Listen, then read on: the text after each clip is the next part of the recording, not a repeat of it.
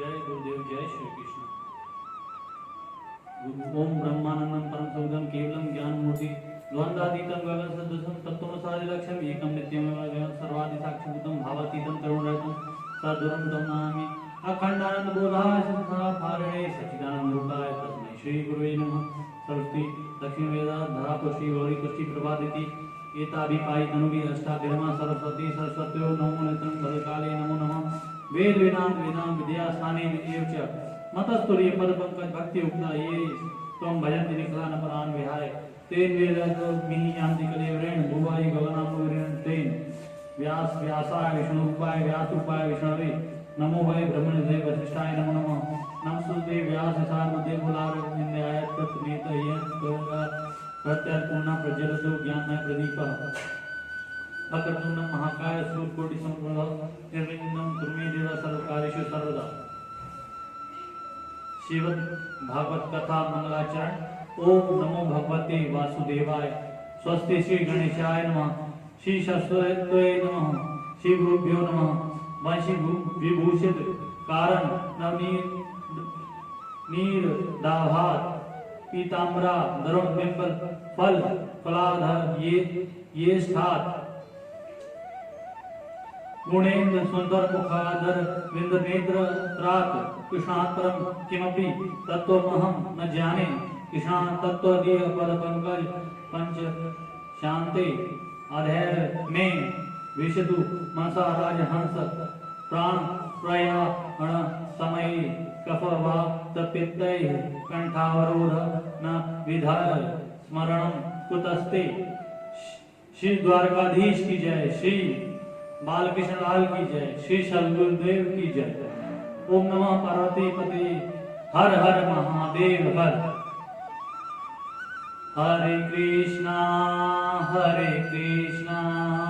कृष्णा कृष्णा हरे हरे हरे राम राम राम हरे हरे। हरे कृष्णा कृष्णा कृष्णा हरे हरे हरे राम राम राम हरे हरे। ओम वक्रतुंड महाकाय सूर्यकोटि समप्रभा निर्विघ्नं कुरु मे देव सर्वकार्येषु सर्वदा। सच्चिदानंद रूपाय विश्वोत्पत्ति हेतवे तापत्रय विनाशाय श्री कृष्णाय वै नमः। वासनाद वासुदेवस्य वंशितं भुवन त्रयां सर्वभूत विवासोऽस्मि वासुदेव नमोस्तुते। नमोस्तुते व्यास शारबुद्धि कुलारविंदाय पत्र नेत्र येन द्वया भक्तैल पूर्णः प्रज्वलितो ज्ञानमय प्रदीपः यां प्रव्रजन्त मनोपेतन पेत कृत्यं दोपायनो विरह कातरः आजुहाव पुत्रेति मयतया ततो विनेदु तम सर्वभूत हृदयां मुनिमान तोस्मि। या कुलेन्दु शार हारधला या शुभ्र वस्त्रादुता या वीणा वरदांड मंडी तकरा या श्वेतपदासना या ब्रह्माच्युत कर प्रभृतिर्देव सदा वंदिता सा मां पातु सरस्वती भगवती निशेषा जंग्यापहा। येन प्रविश्य मम वचमिमं प्रसुप्तं संजीवयात् य विलसतिधरा स्वधाम्ना अन्याश्च हस्तचरण श्रवण वगदीन प्रणमो भगवते पुरुषाय तुभ्यं। गुरुर्ब्रह्मा गुरुर्विष्णु गुरुर्देवो महेश्वरः गुरु साक्षात् परब्रह्म तस्मै श्री गुरुवे नमः।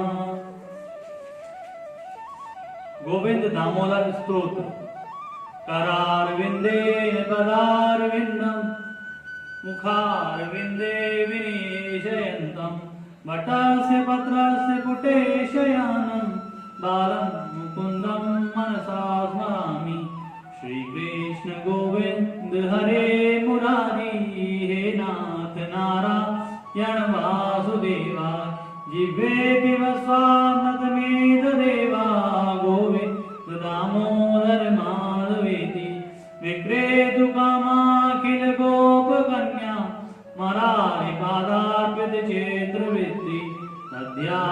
दुःखं मोहवशारोचा गोविन्द दामोदर माधवेति गहे गहे गोपवधू कदम्बा सर्वे मिलित्वा समवाप्य गुह्योग्यं पुण्यानि नामानि पठन्ति नित्यं गोविन्द दामोदर माधवेति सुखं शयानां निलये निजेऽपि नमामि विष्णु प्रयदन्ति मर्त्या तेनेशितं तन्मयतां व्रजन्ति गोविन्द दामोदर माधवेति सुखावसाने इदमेव सारं दुःखावसाने इदमेव यज्ञं देहावसाने तदमेव जाप्यं गोविन्द दामोदर माधवेति श्रीकृष्ण राधा वर गोकुलेशा गोपाल गोवर्धन नाथ विष्णु जिवेऽपि वस्वामृतमेव देवा गोविन्द दामोदर माधवेति गोविंद माधव स्तोत्र प्रेम से पाठ जो करे दामोदर दया दानी सहज गोलोक कंचरे श्री वृंदावन बिहारी लाल की जय हो। कस्तूरी तिलकम ललाट पटले वक्ष स्थले कौस्तुभे नासाग्रे वश मैल लिकम करतले वेणु करे कंठकम सर्वांगे हरिचंदनम सुललितां कंठे च मुक्ता वलिम गोपाश्री परिवेष्टि तो विजयते गोपाल चूड़ामणि अस्ति स्वस्थ रोणि कराग्र विगलत कल्प प्रसूना लूतम वस्तु प्रसूल वेणुना दल हरि निर्वाण नित्यं कुलम सस निबंधग्नि विलसन धंगी सहस्रवत हस्तन यस्तता तवत मरी लोद्वार किशोराकृति कृष्णा नारायण वंदे कृष्णं वंदे ब्रजपीतम कृष्णं स्वपायनम वंदे कृष्णं वंदे प्रथासुतम कृष्णं वंदे जगद्गुरुम।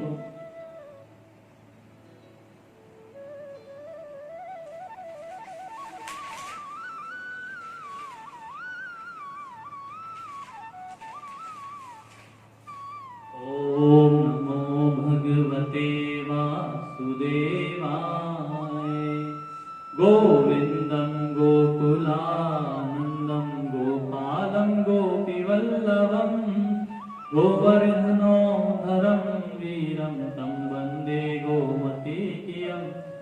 ओम नमो भगवते वासुदेवाय नारायणं निराकारं नरवीरं नरोदमं नरसिंहं नागनाथं च तं वन्दे नरकान्तकम्। ओम नमो भगवते वासुदेवाय पीताम्बरं पद्मनाभं पद्माक्षं पुरुषोत्तमं पवित्रं परमानन्दं तं वन्दे परमेश्वरम्। ओम नमो भगवते वासुदेवाय राघवं रामचन्द्रं च रावणारिं रमापतिं राजीवलोचनं रामं तं वन्दे रघुनन्दनम्। ओम नमो भगवते वासुदेवाय वामनं विश्वरूपं च वासुदेवं च विठलं विश्वेश्वरं विभुं व्यासं तं वन्दे वेदवल्लभम्। ओम नमो भगवते वासुदेवाय दामोदरं दिव्यसिंहं दयागं दीननायकं दद्यानं देवदेवीशं तं वन्दे देवकीसुतम्। ओम नमो भगवते वासुदेवाय मुरारिं माधवं मत्सं मुकुन्दं मुष्टिमर्दनं मुञ्जकेशं महाबाहुं तं वन्दे मधुसूदनम्। ओम नमो भगवते वासुदेवाय केशवं कमलाकान्तं कामेशं कौसुहप्रियं कौमुदैतीधरं कृष्णं तं वन्दे कौरवान्तकम्। ओम नमो भगवते वासुदेवाय भूधरं भुवनान्दं भूतेशं भूतनायकं पावनैकं भुजङ्गेशं तं वन्दे भवनाशनम्। ॐ नमो भगवते वासुदेवाय। जनार्दनं जगन्नाथं जगज्जत्य विनाशकं रामदत्यं वरं ज्योतिं तं वन्दे जलशायिनम्। ॐ नमो भगवते वासुदेवाय। चतुर्भुजं चिदानन्दं चाणूरमल्लमर्दनं चराचरगतं देवं तं वन्दे चक्रपाणिनम्। ॐ नमो भगवते वासुदेवाय। श्रियःकरं शिवनाथं श्रीधरं शिवप्रदं शिवत्सलाधरं संगं तं वन्दे श्रीसुरेश्वरम्। ॐ नमो भगवते वासुदेवाय। योगेश्वरं यज्ञपतिं यशोदानन्ददायकं यमुनाजलकल्लोलितं तं वन्दे यदुनायकम्। ॐ नमो भगवते वासुदेवाय। शालिग्राम शिलाशुद्धं शङ्खचक्रोपशोभितं सुरासुरसदासेवं तं वन्दे साधुवल्लभम्। ॐ नमो भगवते वासुदेवाय। त्रिविक्रमं तपोमूर्ति त्रिविधाभवनाशनं विश्वलं तीर्थराजेन्द्रं तं वन्दे तुलसीप्रियम्। ॐ नमो भगवते वासुदेवाय। अनन्तम् आदिपुरुषम् अच्युतं च वरप्रदम् आनन्दं च सदानन्दं तं वन्दे च अविनाशनम्। ॐ नमो भगवते वासुदेवाय। बीजधातुता दुर्गं लोकसत्रैकवन्दितं लोकेश्वरं च श्रीकान्तं तं वन्दे लक्ष्मणप्रियम्। ॐ नमो भगवते वासुदेवाय। हरिं च हरिनाशं च हरिनाथं हरिप्रियं हरायुधानं च तं वन्दे हनुमत्ततिम्। ॐ नमो भगवते वासुदेवाय। जय श्री हरिनारायण। बोलिए बांके बिहारी लाल की जय हो, राधा रानी की जय हो।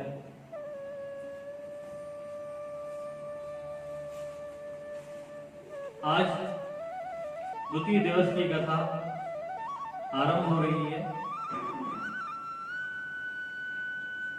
द्वितीय दिवस की कथा में देवहूति एवं कर्दमुनि के विवाह के पश्चात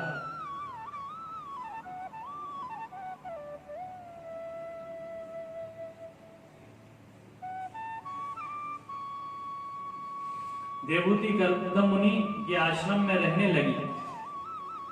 मनु शत्रुपा उन्हें सुंदर शिक्षा देकर अपने राज्य में लौट गए। देवहूति जब आश्रम में आई तो उन्होंने देखा जिस स्थान पर मुनि रहते हैं वहां कहीं चूहे का बिल है, कहीं सर्पों का बिल है, कहीं पक्षियों का घोंसला है। यह देखकर देवहूति को बड़ी प्रसन्नता हुई। उन्होंने सोचा मेरे प्रति सभी से अत्यंत रखते हैं, यह आश्रम सिर्फ उन्हीं का नहीं है अपितु सबका है और अपना स्थान सिर्फ इतना है कि जितने में आसन बिछ जाए। कर्दमुनि विवाह करके जब लौटकर आश्रम में आए तो तपस्या करने बैठ गए और देवहूति उनकी सेवा करने लगी। कभी फल खाकर, कभी पत्ते खाकर, कभी जल पीकर अपना जीवन निर्वाह करने लगी। कर्दम ने तपस्या की हजारों वर्ष विवाह के लिए, किंतु तपस्या की हजारों वर्ष विवाह के लिए, किंतु वह कामी नहीं थे। अगर वह कामी होते तो विवाह के बाद तपस्या में तत्पर नहीं होते। विवाह का कारण तो यह था कि अनेक जन्मों की कामनाएं, वासनाओं को सुख रीति से मन में एकत्रित हो गई हैं। उन्हें संतुष्ट करके मनुष्य पर जो 3 ऋण होते हैं, देव ऋण, ऋषि ऋण, पितृ ऋण, इनसे मुक्त हो सके, उसके बाद मुक्ति तो स्वयं प्राप्त हो जाएगी। देवहूति का अर्थ जो नित्य देवताओं के लिए आहुति दे। और आहुति कब देगी? जब यज्ञ होगा, जब नित्य यज्ञ हो वहां अवश्य प्रभु प्रकट होते हैं। कर्दम का अर्थ है जिसने कर दिया हो दमन अपनी इंद्रियों का, अर्थात जिसने अपने इंद्रियों पर विजय प्राप्त की हो वही कर्दम है। इस प्रकार कर्दम मुनि तप करते हुए तथा देवोदी अपने धर्म का पालन करते हुए समय व्यतीत करने लगे। इस प्रकार बहुत समय जब जल बल पर निर्भर रहने के कारण देवोदी अत्यंत दुर्बल हो गई।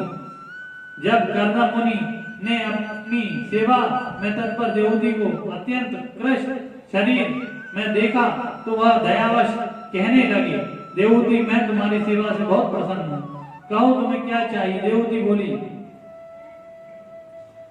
भगवान विवाह के समय आपने जो प्रतिज्ञा की थी कि एक पुत्र होने पर मैं संन्यास ले लूंगा, आप उस प्रतिज्ञा की पूर्ति करते हुए मुझे पुत्र प्रदान करें, क्योंकि मैं नहीं चाहती कि परमात्मा प्राप्ति में आपको कोई बाधा हो। अब आप मुझे पुत्र प्रदान करके संन्यास मार्ग की ओर अग्रसर हों। गृहस्थ में उपयोगी सभी सामग्रियां भी जुटा दीजिए, एक सुंदर भवन भी तैयार हो ऐसा विचार कीजिए। कर्दम मुनि ने प्रिया की इच्छा पूर्ण करने के लिए उसी समय योग से एक सुंदर विमान की रचना की, जो कि समस्त साधनों से परिपूर्ण और सर्वत्र जाने की क्षमता रखने वाला था। दिव्य विमान इच्छित भोग प्रदान करता था। उसके फर्श, वेदियां, किवाड़, दीवारें अनेक रत्नों से निर्मित थे। ऐसा विमान को देखकर भी देवोदी का मन प्रसन्न नहीं हुआ। तब कर्दम मुनि बोले, प्रिय, इस बिंदु सरोवर में स्नान करके इस विमान पर चढ़ो, यह मनुष्य समस्त कामनाओं को पूर्ण करने की क्षमता रखता है। यह सुनकर देवोदी उस सरोवर में स्नान करने लगी। उस समय बालों से चिपकन होने के कारण लटें पड़ी थी और उनके वस्त्र मैले थे, किंतु जब देवोदी सरोवर में गोता लगाया तो उन्होंने सरोवर के भीतर एक महल में हजारों कन्या देखी और सभी ने देवोदी को स्नान कराया, नवीन वस्त्र आभूषण प्रदान किए। इस प्रकार सैकड़ों वर्ष इस प्रकार विहार करते हुए बीत गए, किंतु उन्हें एक काल मुहूर्त में के समान ही लगा। तब कर्दम मुनि ने संतान प्राप्ति को सुख देखकर उन्हें गर्भाधान करवाया। इस कारण देवोदी को एक साथ 9 कन्याओं की प्राप्ति हुई। कन्याओं के जन्म के पश्चात कर्दम मुनि संन्यास लेने के लिए उद्यत हुए। तब देवोदी ने कहा, भगवान आपने अपनी प्रतिज्ञा निभाई, किंतु प्रतिज्ञा भी पूर्ण नहीं हुई है। मैं इन कन्याओं का पालन पोषण किस प्रकार करूंगी? इनके लिए वर भी तो खोजने होंगे। भगवान, मैं तो देव के द्वारा ठगी ही गई, जो आपके समान मुक्तिदाता पति को पाकर भी मैंने भवबंधन से छूटने की इच्छाएं नहीं की। आपने प्रतिज्ञा अनुसार अभी पुत्र भी प्रदान नहीं किया, अतः आप कुछ और समय यहाँ व्यतीत कर। तब मुनि को भगवान के वचन और अपनी प्रतिज्ञा का स्मरण हो आया और वहीं ठहर गए। इस प्रकार दोनों ही भगवान की आराधना करने लगे। इस तरह बहुत समय व्यतीत हो गया। तब श्री नारायण कर्दम के कांचे लेकर देवोदी के गर्भ से प्रकट हो गए। नभ से देवताओं ने पुष्पों की वर्षा की और धुंधुनियां बजाने लगी। सभी का हृदय प्रसन्नता से भर गया। ब्रह्मा जी भी मुनियों के सहित गर्दभ के आश्रम में आए और प्रभु की स्तुति करके कहा, गर्दभ साक्षात परमात्मा विष्णु तुम्हारे यहाँ संख शास्त्र का उपदेश करने के लिए प्रकट हुए हैं। इनके उपदेश से जगत का कल्याण होगा। यह तेरी संतान लोक में तेरी कीर्ति का विस्तार करेगी और कपिल नाम से इसकी ख्याति होगी। कर्दम मुनि ने कहा, भगवान, अब मैं संन्यास लेना चाहता हूँ, किंतु मेरी पुत्रियों का विवाह नहीं हुआ है। मुझे इनकी बहुत चिंता है। अब आप इनके योग्य वर बताइए, जिससे मैं निवृत्त होकर संन्यास लूं। ब्रह्मा जी ने कहा, कर्दम, मेरे साथ ये जो 9 ऋषि आए हैं, तुम अपनी कन्याओं का इनके साथ विवाह करा दो। इनसे श्रेष्ठ तुम्हारी कन्या के लिए और कोई नहीं हो सकता। इनके साथ मिलकर तुम्हारी कन्या तुम्हारी कीर्ति का विस्तार करेंगे। तुम चिंता न करो, यह साक्षात परमात्मा का प्रकट हो। जहाँ साक्षात परमात्मा का प्राकट्य हो, वहां चिंता की आवश्यकता ही क्या है? इस प्रकार कहकर ब्रह्मा जी अपने लोक को चले गए। सत्य ही है कि संतान के कर्मों से माता पिता की कीर्ति अपकीर्ति होती है। संतान बुरे कर्म करती है तो माता पिता को काफी यश प्राप्त होता है, और जब अच्छे कर्म संतान करती है तो माता पिता को यश होता है। दोनों ही सूक्तों में नाम माता पिता का ही होता है। कर्दम मुनि की संतानों ने उनकी कीर्ति को सदा सदा के लिए अमर कर दिया। यहाँ उनके यहाँ भी प्रथम कन्याएं उत्पन्न हुई, वह भी एक नहीं, दो नहीं, 9 कन्याएं। उसके बाद भगवान कपिल हुए, जिन्हें भगवान का ज्ञान अवतार कहा गया है। अपने गुरुजी विनोद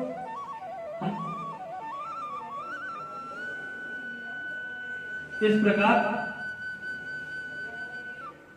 उन कन्याओं ने ही उनकी कीर्ति का विस्तार किया। अनसुईया तथा अरुंधति इन्हीं की कन्याएं, जिनका नाम लेकर पतिव्रता स्त्री धरती अंगारों पर चल जाती हैं।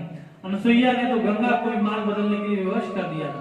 भारत की स्त्रियों में बहुत सामर्थ्य है, उन्हें अबला कहना गलत है, और वह जब रण में उतर जाएं तो रणचंडी कहलाएं, दुष्टों को मारे तो दुर्गा हो जाएं।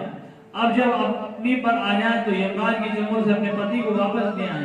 भारत की स्त्रियों की सामर्थ्य ही है, वह जगत के नियंता को अपने घर में धारण कर सकती है। यह भारत की स्त्रियों का सम्मान ये है। हमारे देश को भी भारत माता कहते हैं, यहाँ की भूमि मातृभूमि कहलाती है।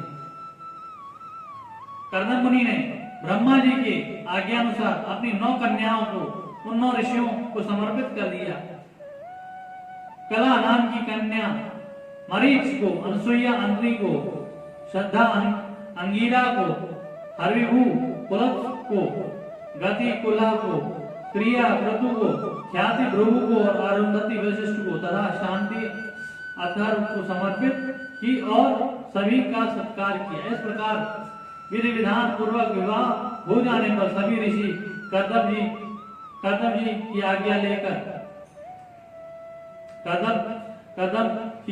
लेकर अपनी पत्नियों सहित अपने अपने आश्रम लौट गए।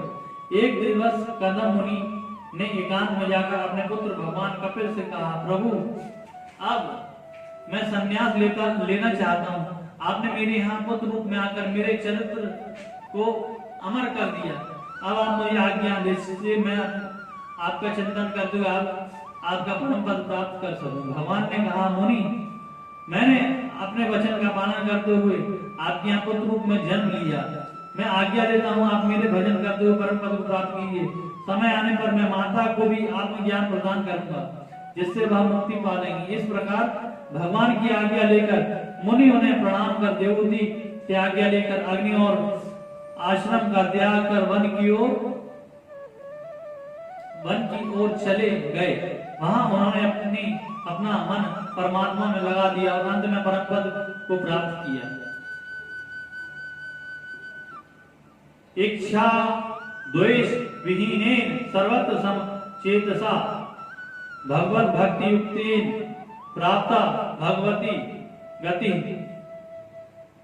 मुनि ने सभी में संबुद्धि रखकर भगवत भक्ति से युक्त होकर इच्छा द्वेष से रहित होकर परमात्मा का परम पद प्राप्त किया। परमात्मा के वन गमन के पिता के वन गमन के पश्चात माता देवहूति ने ही भगवान कपिल का पालन पोषण किया। अपने हाथ से ही उन्हें नहलाया, वस्त्र अलंकारों से सजाया, सुंदर शिक्षा देना, संयमित आहार देना, यही उनका नित्य कर्म बन गया। इस प्रकार आनंद का अनुभव करते हुए बहुत समय व्यतीत हो गया। एक दिन ब्रह्मा जी के वचनों का स्मरण करते हुए देवहूति ने कपिल भगवान से पूछा, प्रभु इन दुष्ट इंद्रियों की विषय लालसा से मैं उब गई हूँ, कैसे इनसे छुटकारा प्राप्त हो? ये इंद्रियां मुझे अपनी ओर खींचती हैं। जीवा कहती है अच्छा खाऊं, आंख कहती है अच्छा देखूं, मुझे इंद्रियों को वश में करने का उपाय बताओ। भगवान कपिल ने कहा, माता जो भी कुछ हो वह मेरे लिए हो। जीव को अच्छा खिलाओ पर मेरा भोग लगाकर, आंखों को अच्छा दिखाओ मेरी और मेरे भक्तों का दर्शन कराओ। इंद्रियों को मेरी ओर मोड़ दो तो इंद्रियां वश में हो जाएंगी। मेरी रूप माधुरी में मन और इंद्रियों को फंसा देने से न चाहने पर ही परम पद की प्राप्ति हो जाती है। देवहूति ने कहा, किंतु ये मन परमात्मा की भक्ति करने नहीं देता। इसे कैसे बंधन मुक्त करें, कैसे परमात्मा में लगाएं। कपिल भगवान बोले, मां जीव के बंधन और मोक्ष का कारण केवल मन है। विषयों में आसक्त होने पर यह बंधन में पड़ता है और विषयों में अनासक्त होने पर यह मुक्त हो जाता है। आसक्ति का अर्थ है जो आ तो सकती है पर जा नहीं सकती, अर्थात किसी व्यक्ति वस्तु के लिए प्रेम उत्पन्न हो जाए और वह मिट ना पाए। मोह का त्याग न हो पाना ही आसक्ति है और मन अधोगामी है। यह जल की तरह गड्ढे की ओर भागता है, इसे नीचे की बजाय ऊपर चढ़ाना होगा और ऊपर चढ़ाने के लिए चाहिए यंत्र, क्योंकि यंत्र ही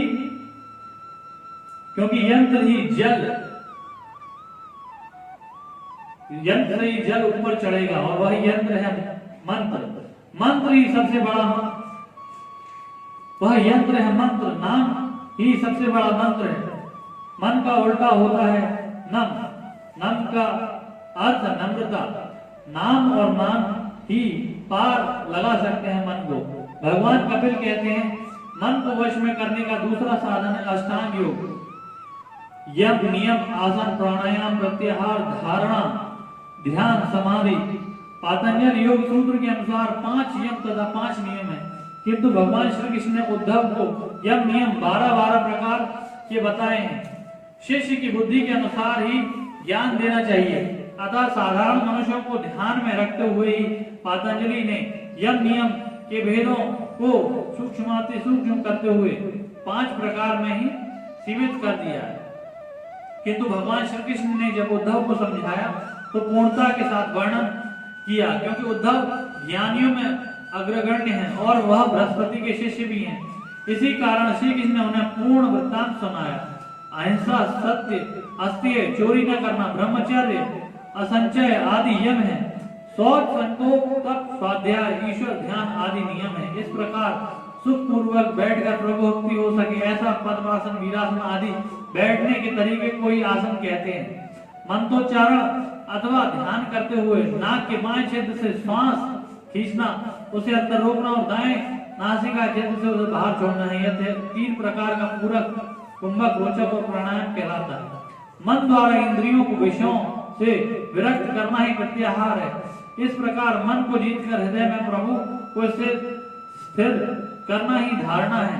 प्रभु में चित्त की निरंतर एकाकार वृत्ति को ही ध्यान कहते हैं। जब मनुष्य का ध्यान चरम अवस्था पर पहुंच जाता है तब प्रभु से भिन्न कुछ प्रतीत न हो, स्वयं के होने का भी जब आभास न हो, ध्याता ध्यान ध्येय की विभिन्नता भी जब प्रतीत न हो, वही अवस्था समाधि है। इस प्रकार अष्टांग योग का नियम कहा गया है।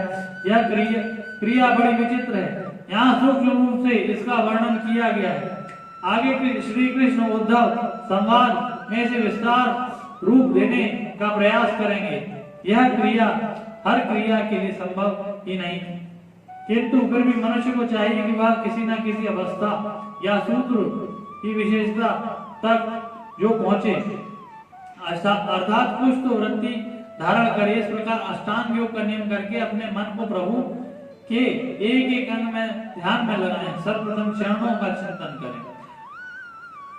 चरणों का निरंतर चिंतन सबसे पहले इसलिए बताया है क्योंकि जन्म जन्म की वासनाएं इस मन को मैला किए हैं, और जब घर का द्वार ही गंदा हो तो मेहमान कैसे आए।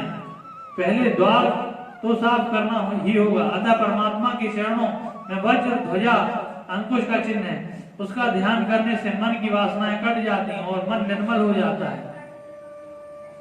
परमात्मा को भी निर्मल मन ही प्रिय है। चरणों के पश्चात पिंडलियों तथा फिर घुटनों का, पुनः जंघा प्रदेश तथा उसके बाद कटी प्रदेश का ध्यान कर, नाभि का, वक्षस्थल का, भुजाओं का और फिर ग्रीवा का चिंतन कर।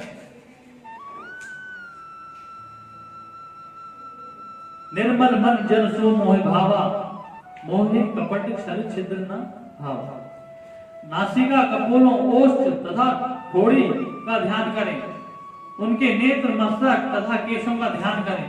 उन परमात्मा की दंत पंक्ति को मुस्कुराते समय दिखाई देती है, सदा उसका ध्यान करें। ऐसा ध्यान से हृदय भक्ति में द्रवित हो जाता है और मन संसार से हट जाता है। प्रभु प्रेमी में जो पागल हो जाता है वही तो सुखी है। दीन दीन कहे धनवान सुखी, धनवान कहे सुख राजा को भारी, राजा कहे महाराजा को सुख, महाराजा कहे सुख इंद्र को भारी, इंद्र कहे चतुरानन को सुख, चतुरानन कहे सुख विष्णु को भारी। तुलसीदास विचार कहे हरि, भजन बिना सब जीव दुखारी। संसार में कोई सुखी नहीं है, वही सुखी हो सकता है जो ईश्वर चिंतन करे, अन्यथा देह का चिंतन करने वाला, उसमें आसक्त रहने वाला अधोगति को प्राप्त होता है। लोग कहते हैं बुढ़ापे में भगवान को याद करेंगे। अरे मुरझाया फूल भी कभी किसी को अच्छा लगता है क्या? और फिर बुढ़ापा देखा किसने? पहले ही निकल गए। तो जब शरीर स्वस्थ है प्रभु स्मरण कर लो, वरना बुढ़ापे में जोड़ जोड़ दर्द करता है, जीभ लड़खड़ाने लगती है, स्पष्ट उच्चारण भी नहीं होता, अपनी परेशानियों से पीछा नहीं छूटता, तो प्रभु कहाँ से याद आएंगे? मृत्यु के पूर्व ही यमदूत दिखाई देने लगते हैं, कोई साथ नहीं देता। इसलिए यमदूत जब जीवात्मा को शरीर से बाहर निकालते हैं तब बड़ी पीड़ा होती है, जीव बहुत छटपटाता है। यमपुरी में चित्रगुप्त उस जीव का लेखा जोखा सुनाते हैं। 14 साक्षी भी वहां उपस्थित होते हैं। कोई झूठ कोई प्रपंच काम नहीं आता, वहां कोई रिश्वत भी नहीं चलती। कर्मों के अनुसार दंड दिया जाता है। पुनः जब पाप पुण्यों का भोग समाप्त हो जाता है तो जीव फिर से मनुष्य लोक में आ जाता है। 84 लाख योनियों में भटकना पड़ता है। कई कष्टों को सहकर जीव पुनः मनुष्य योनि पाता है। गर्भाधान के दिन बूंद के रूप में होता है, 5 दिन में बुलबुला, 10 दिन में बेर के समान, 1 महीने में सिर निकल आता है, 2 मास में हाथ पैर बनते हैं, फिर 3 मास में नख रोग स्त्री पुरुष का लक्षण हो जाता है, 4 मास में 7 धातुएं, 5 मास में भूख प्यास लगने लगती है, 6ठे मास में उसे स्पर्श अनुभव होता है और माता के खाए पिए अन्न जल से उसे सुख और पीड़ा होने लगती है। यह गर्भ के साथ रह रहे कृमि जंतुओं के द्वारा काटने से पीड़ित होता है। खट्टे नमकीन पदार्थों की सेवा से उसे पीड़ा होती है। कुंडली बनकर जब मुड़ा हुआ वह गर्भ से छटपटाता रहता है और 7वें मास में परमात्मा इससे स्तुति करता है, प्रभु मुझे बचाओ, बाहर निकालो। ईश्वर कहते हैं तू पहले भी कहता था कि बचाओ, मैं भजन करूंगा, पर नहीं किया। अब भोग ये नरकवास गर्भवास। जीव कहता है प्रभु आपकी माया से मैं भ्रमित हो जाता हूँ, किंतु अब नहीं होऊंगा, मुझे बचा लो। 7 से 10 महीने तक जीव गिड़गिड़ाता है, तब ईश्वर उस पर दया करके उसे घर से बाहर निकाल देते हैं।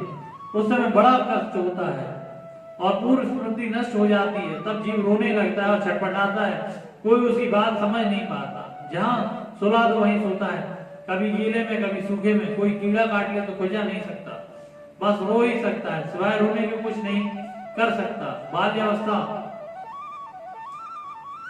से गुजरता हुआ, अनेक अवस्थाओं से गुजरता हुआ वह युवावस्था की दहलीज पर पहुंचता है और इच्छित भोग उपलब्ध न होने पर क्रोध उसे घेर लेता है। देह बढ़ने के साथ ही उसका अभिमान भी बढ़ने लगता है और साथ में भोगों में रमता हुआ वह दुष्ट व्यक्तियों के संग में दुष्टता को प्राप्त होता है। यदि सत्पुरुषों का संग मिले तो वह अज्ञान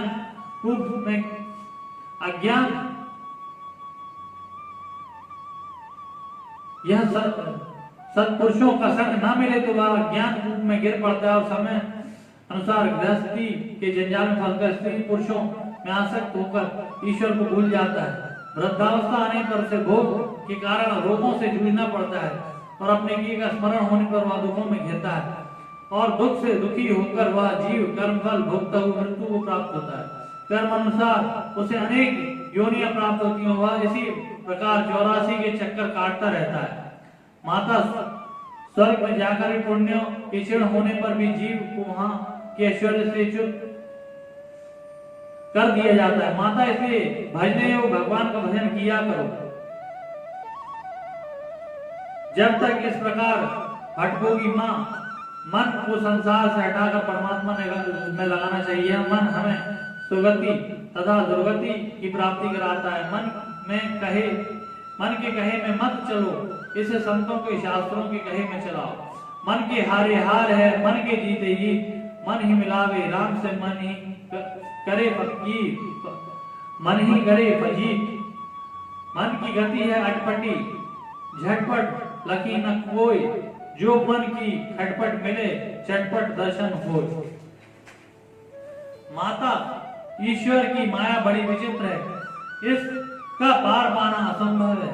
किंतु ईश्वर के चरणों का आश्रय लेकर तथा गुरुओं के वचनों का आश्रय लेकर ही इस माया बंधन को काटा जा सकता है। भक्ति समस्त बंधनों को काटकर मायापति को ही बंधन बांध लेती है। अतः भक्ति का आश्रय लो। मैत्री जी बोले, विदुर जी भगवान कपिल के ये वचन सुनकर उनकी माता देवहूति के मोह का पर्दा फट गया और वह स्तुति करने लगी। मनुष्य की जो बात की तो बात ही क्या, वह चंडाल भी सर्वश्रेष्ठ है, जिसमें जीवा के अग्र भाग में आपका नाम विराजमान है। जो श्रेष्ठ पुरुष आपका नाम उच्चारण करते हैं, उन्होंने तो तप, हवन, वेदाध्यान,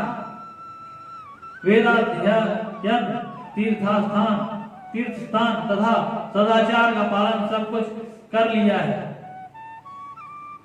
प्रभु आप परब्रह्म हैं। वृत्तियों के प्रवाह को अंतर्मुख करके अंतःकरण में आपका ही चिंतन किया जाता है। आप अपने तेज से माया के प्रवाह को शांत कर देते हैं। आपके उदर में संपूर्ण वेद तत्व निहित है। जो आप विष्णु रूप भगवान कपिल को मैं आप विष्णु रूप भगवान कपिल को प्रणाम करती हूँ। इस प्रकार श्रेष्ठ आत्मसात का उपदेश कर कपिल वहां से गंगा सागर क्षेत्र को चले गए। हरे हरे जय जय राधा रमण हरि बोल, जय जय राधा रमण हरि बोल, हरि बोल हरि बोल हरि बोल हरि बोल, जय जय राधा रमण हरि बोल, जय जय राधा रमण हरि बोल। हरे कृष्णा कृष्णा कृष्णा हरे हरे, हरे राम राम राम हरे हरे। बोले बांके बिहारी लाल की जय हो, राधा रानी सरकार की जय हो। चतुस्कंद श्रीमद् भागवत का जो है उसमें ध्रुव चरित्र आता है। मनु शत्रुपा की 3 कन्याएं और 2 पुत्र थे। मैत्रेय जी बोले, विदुर जी देवहूति का विवाह कर्दभ के साथ हुआ था। आकुति का विवाह रुचि प्रजापति के साथ हुआ था। इनके यहाँ यज्ञ नारायण का प्रादुर्भाव हुआ। उनका विवाह दक्षिणा के साथ हुआ। यज्ञ पुरुष और दक्षिणा के यहाँ 12 पुत्र उत्पन्न हुए। उनके वंश का बहुत विस्तार हुआ। मनु शत्रुपा की तीसरी कन्या प्रसूति का विवाह दक्ष प्रजापति के साथ हुआ और उसके यहाँ 16 कन्या उत्पन्न हुई। कल्पवेद के अनुसार यहाँ दक्ष की पुत्रियों की संख्या में भेद है। कहीं उनकी कन्याओं को की संख्या 60 भी बताई जाती है, किंतु यहाँ 16 ही बताई गई। हम उन्हीं के अनुसार वंश परंपरा को में आगे बढ़ते हैं। दक्ष की 13 कन्याएं धर्म को ब्याही गई। एक अग्नि को, एक पितृगणों को तथा एक भगवान शिव को ब्याही गई। भगवान शिव की पत्नी सती को छोड़कर बाकी सभी का वंश बहुत विस्तृत हुआ। सती ने अपने पिता का तिरस्कार होने पर पिता के यज्ञ में देह त्याग दी और पुनः पर्वतराज हिमालय के घर पुत्र रूप में अवतरित होकर पार्वती रूप में पुनः शिव की प्राप्ति की और कार्तिकेय तथा गणेश की माता होने का गौरव प्राप्त किया। इस प्रकार मनु शत्रुपा की कन्याओं की संतति से समस्त जगत छा गया। मनु शत्रुपा के 2 पुत्र प्रियव्रत और उत्तानपाद थे। मैत्रेय जी बोले, विदुर जी ये तीनों ही संसार की रक्षा में तत्पर रहते थे। उत्तानपाद की 2 पत्नियां थी, सुनीति तथा सुरुचि। उत्तान का अर्थ होता है ऊंचा और पाद का अर्थ होता है पैर। जिनके पैर ऊंचा है अर्थात जिनकी समाज में प्रतिष्ठा है वह उत्तानपाद है। और नीति के अनुसार चले वह सुनीति, और जो रुचि के अनुसार चले वह सुरुचि है। नीति पर चलने वाले को ध्रुव जैसा गुणवान पुत्र की प्राप्ति होती है और अपनी रुचि पर चलने वाले को उत्तम जैसे उद्दंड पुत्र की प्राप्ति होती है। जीव की नीति के अनुसार चलना अच्छा नहीं लगता जीव को। वह तो स्वरुचि अर्थात मन के अनुसार चलना चाहता है। यही हाल उत्तानपाद का था। वह सुरुचि से अधिक प्रेम करता था और उससे डरता भी था। एक दिवस उत्तानपाद उत्तम की गोद पर में लेकर खिला रहे थे। उस समय वहां ध्रुव भी आ गए। उन्होंने अपने पिता की ओर हाथ करके खुद को गोद में लेने को कहा। उत्तानपाद उसे गोद में लेना चाहते थे, परंतु उसी समय सुरुचि वहां आ गई और ध्रुव को गोद में आने को उत्सुक देखकर ध्रुव से बोली, बच्चे, तू राजा की गोद में बैठने का अधिकारी नहीं है। ध्रुव ने कहा, क्यों, क्या ये मेरे पिता नहीं है? सुरुचि ने कहा, तू राजा का बेटा है तो क्या हुआ, तू नादान है, तुझे ज्ञान नहीं है, तूने दूसरी स्त्री के गर्भ से जन्म लिया है। राजा की गोद में बैठने के लिए जितना उसके पिता होना आवश्यक है, उतना ही मेरा माता होना भी जरूरी है। यदि तो ये पिता की गोद तथा राज सिंहासन की इच्छा है तो वन जाकर भगवान की तपस्या कर उनसे वरदान मांगना कि मुझे सुरुचि के गर्भ में जन्म दो, तभी राज सिंहासन तथा राजा की गोद में बैठने का अधिकारी होगा। धन्य है सुरुचि जिसने अपने गर्भ को मंदिर कह दिया और सर्वश्रेष्ठ कह दिया, क्योंकि जिस परमात्मा को पाकर फिर कुछ पाना बाकी नहीं रहता। उसने कहा, मेरे घर में आने के लिए नारायण से प्रार्थना कर। धन्य है सुरुचि। अपनी विमाता से ऐसे वचन सुनकर ध्रुव क्रोध के कारण लंबी लंबी सांसें लेने लगे। पिता चुपचाप देखते रहे, कुछ नहीं बोले।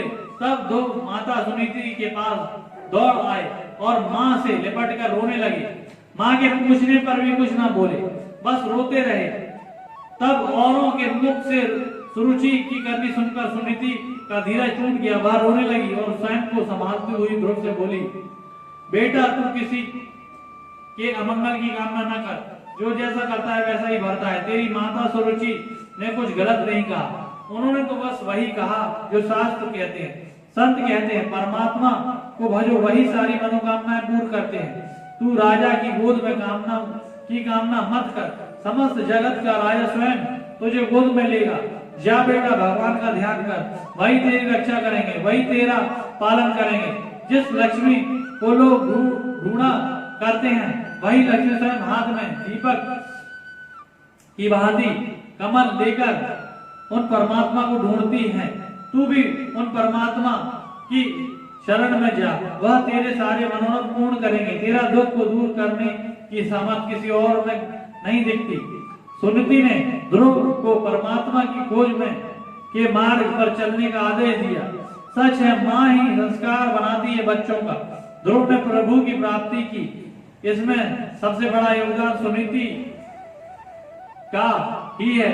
सुरुचि ने जो वचन कहे वे अपेक्षित हैं, क्योंकि सभी नहीं, ज्यादातर विमाता ऐसे वचन कह सकती हैं, किंतु माता उसका समर्थन कर दे, यह तो सुनीति ही दिखाई दे सकती है। सुनीति यदि उसी समय सुरुचि से लड़ने पहुंच जाते तो क्या ध्रुव परमात्मा को पा सकते थे? सुनीति ने कहा, जा बेटा, वन जाकर परमात्मा पुरुष को भज। माता को प्रणाम करके ध्रुव घर से निकल गए। उन्होंने माता के वचनों पर विश्वास किया। उन्हें कोई चिंता नहीं है। जब मनुष्य अपनी चिंता न करके प्रभु प्राप्ति के मार्ग पर बढ़ता है, तब ईश्वर स्वयं उसकी चिंता करते हैं। भगवान ने नारद जी को आदेश देकर कहा, जब तक गुरु प्राप्ति नहीं होती तब तक मुझे प्राप्त करने का मार्ग नहीं मिलता। आप जाओ, ध्रुव को अपना शिष्य बनाकर मेरी प्राप्ति का मार्ग प्रशस्त करो। नारद जी, आप जैसा गुरु प्राप्त हो तो जीवन धन्य हो जाए, किंतु ध्रुव जैसा शिष्य प्राप्त करके आपका यश बढ़ेगा, यह सत्य है। नारद जी चल दिए ध्रुव के पास और मार्ग में दोनों का मिलन हुआ। ध्रुव ने नारद जी को देखकर साष्टांग प्रणाम किया। यह देखकर नारद जी प्रसन्न होकर विचारने लगे कि बालक संस्कारों ने उसे उठाकर प्रेम किया, आशीष दिया और पूछा, पुत्र कौन हो तुम, कहाँ जा रहे हो? ध्रुव ने कहा, भगवान, मैं राजा उत्तानपाद तथा सुनीति का पुत्र ध्रुव हूँ। माता सुरुचि के वचनों से आहत होकर माता सुनीति के कहने पर वन जा रहा हूं परमात्मा की प्राप्ति के लिए। नारद जी ने कहा, पुत्र तुम्हारी उम्र तो खेलने की है, इस उम्र में मान अपमान की क्या बात। ये उन मान अपमान को कर्मानुसार प्राप्त होते हैं, तुम्हारी उम्र बन जाने की नहीं है। जाओ घर लौटकर जाओ। नारद जी परख रहे थे ध्रुव को, क्योंकि जिस प्रकार शिष्य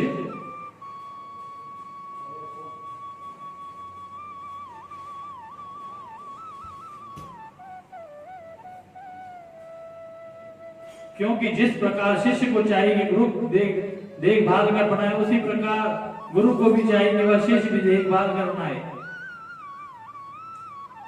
नारद जी के मुख में से घर लौटने की बात सुनकर ध्रुव ने कहा, आप लगते तो नारद जैसे हैं, किंतु है नहीं।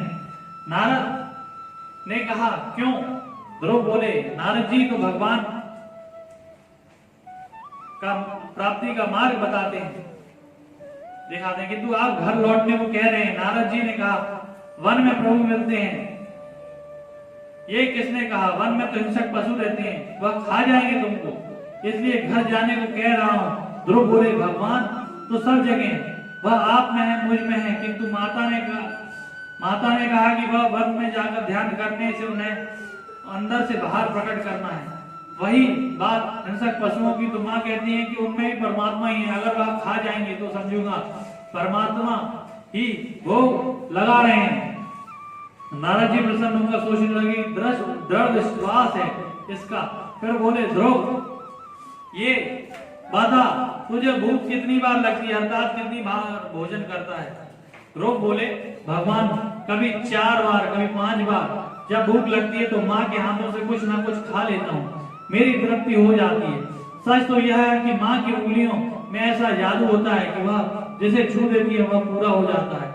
एक कौर से भी पूरे भोजन का आनंद आ जाता है। ध्रुव बालक है, इसलिए बार बार भूख लगना उनका स्वभाव है। नारद जी कहते, बस वन में तुझे खाने के लिए कुछ नहीं मिलेगा, वहां खिलाने के लिए माँ भी नहीं होगी, भूख लगेगी तो क्या करोगे? ध्रुव कहते हैं, प्रभु वहां वन में मेरी माता नहीं होगी तो क्या हुआ, सारे जगत की माँ तो होगी ना, वह परमात्मा ही तो इस जगत की माँ है। पिता है तुम्हें, माता च पिता तुम्हें। वन में वृक्ष होंगे, वृक्ष पर फल होंगे, उन्हें ही खाकर रह लूंगा। माँ कहती है, तू चिंता मत करना, सारे जगत की व्यवस्था वह खुद करते हैं। जब दांत नहीं तब दूध दियो, जब दांत दियो तो अन्न भी देंगे। नारद जी बहुत प्रसन्न हुए और एक बार फिर कहा, बेटा तू माता के वचनों से दुख की प्राप्त हुआ है, तू दुख के दबाव में मत आ, उसे दबाने का प्रयत्न कर। संसार में दुख से निवृत्त होने का उपाय मैं तुझे बताता हूं।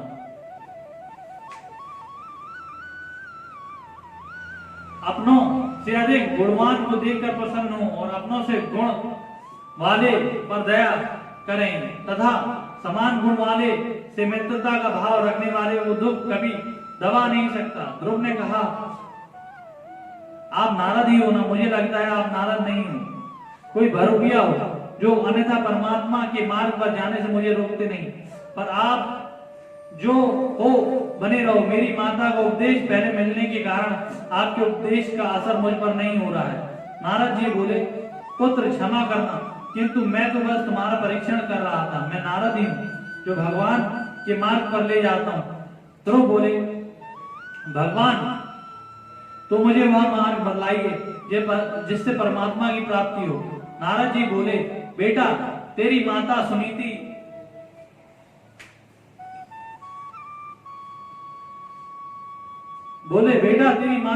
ने जो मार्ग तुझे बताया है वही श्रेष्ठ है, तेरा कल्याण होगा। अब तू मधुवन में जा, वहां कालिंदी में नित्य स्नान करके प्राणायाम करना, फिर एकाग्रचित्त से प्रभु के सुंदर स्वरूप का ध्यान करना, अवश्य तुझे प्रभु की प्राप्ति होगी। उसके पश्चात 12 मंत्र का दान नारद जी ने ध्रुव को दिया। ध्रुव ने नारद जी को प्रणाम करके उनकी परिक्रमा की और मधुवन को प्रस्थान किया। नारद वहां से सीधे उत्तानपाद के पास आया और खूब खरी खोटी सुनाई। अरे राजन, तू कितना स्त्री लंपट है, सुरुचि के कहने पर तूने अपने पुत्र को वन भेज दिया। जरा सा बालक जब वन गया तो तेरा हृदय पिघला नहीं, बन जाने की उम्र तेरी थी, पर गया तेरा पुत्र। उत्तानपाद बोला, मुझे क्षमा करें भगवान, मैं अभी उसे लौटा कर लाता हूँ। नारद बोले, नहीं राजन, अब तेरा पुत्र ईश्वर की प्राप्ति करके ही लौटेगा, और जब वह आए तो उसे राज्य देकर तू वन चले जाना। इस प्रकार नारद जी ने उत्तानपाद को समझाया। राजा अपने पुत्र की प्रतीक्षा करने लगा। तब ध्रुव ने नारद जी के कथानुसार तब करना प्रारंभ कर दिया।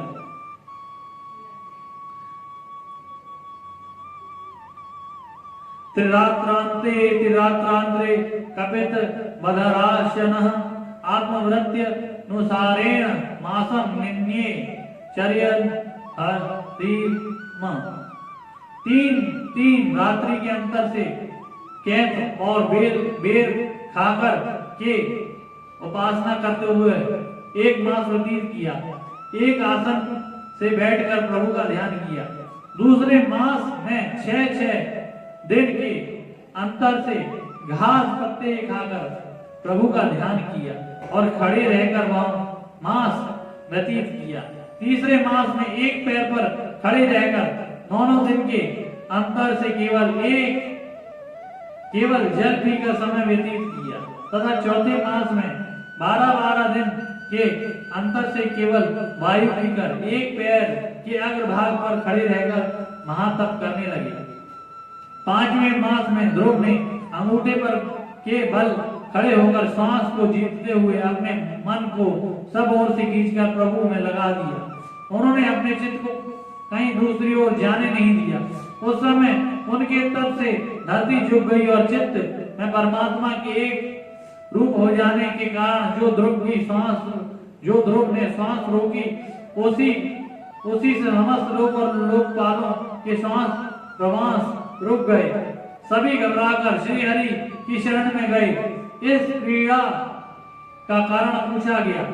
तब प्रभु ने कहा, देवताओं तुम घबराओ नहीं, यह मेरे भक्त के श्वास पर विजय प्राप्त करने के कारण हुआ है।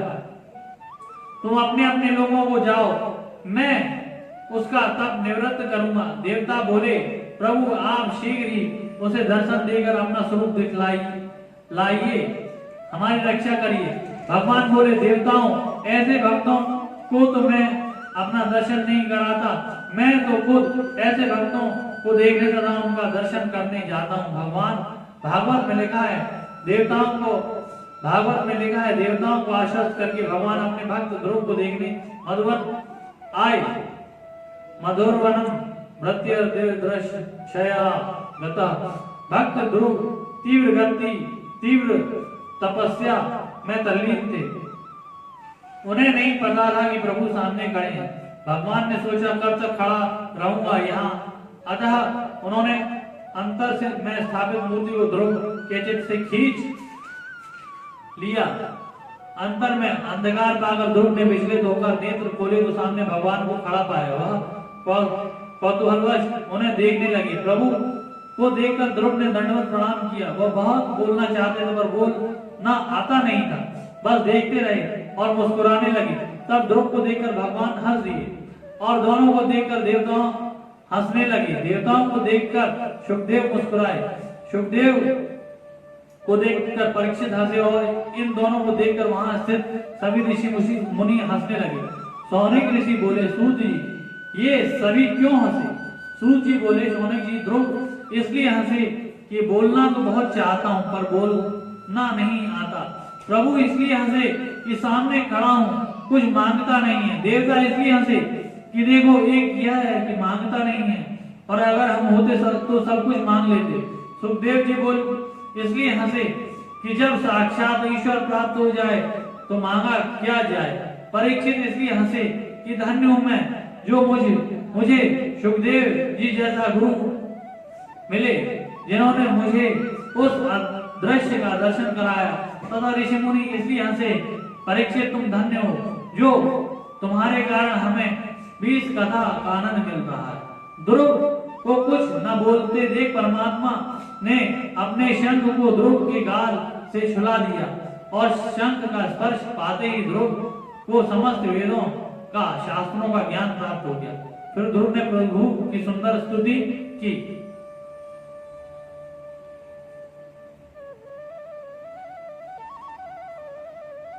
प्रभु आप सर्वशक्तिमान, आप सर्वशक्ति संपन्न हैं। प्रभु आप सर्वशक्ति संपन्न हैं। आप ही सोई वाणी को सजीव करते हैं। हाथ पैर कान त्वचा आदि इंद्रियों को तथा प्राणों को भी आप ही चेतना प्रदान करते हैं।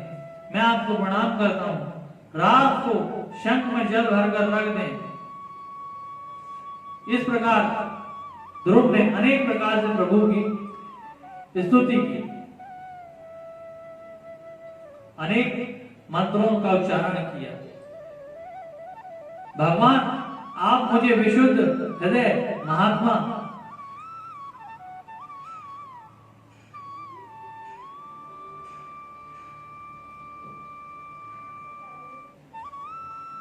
आप मुझे विशुद्ध हृदय महात्मा भक्तों का संग दीजिए, क्योंकि आप उनका आप में अविच्छिन्न भक्ति भाव है।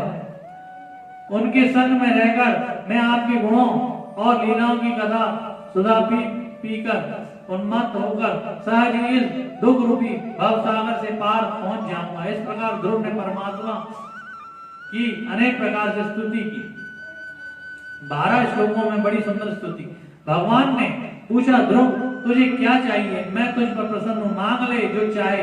ध्रुव ने कहा, अब कुछ नहीं चाहिए, आपको पाकर अब कुछ पाना बाकी नहीं रहा। भगवान बोले, वत्स मैं जानता हूँ तेरे मन में क्या संकल्प है। तुझे अवश्य उस परम पद की प्राप्ति होगी जिसके ग्रह नक्षत्र तथा तारे परिक्रमा करते हैं, किंतु पहले तू इस लोक का राज भोग ले, क्योंकि जब तक मन की कामना का अंत नहीं होता तब तक संसार चक्र से निवृत्त नहीं होती, चक्र से निवृत्ति नहीं होती।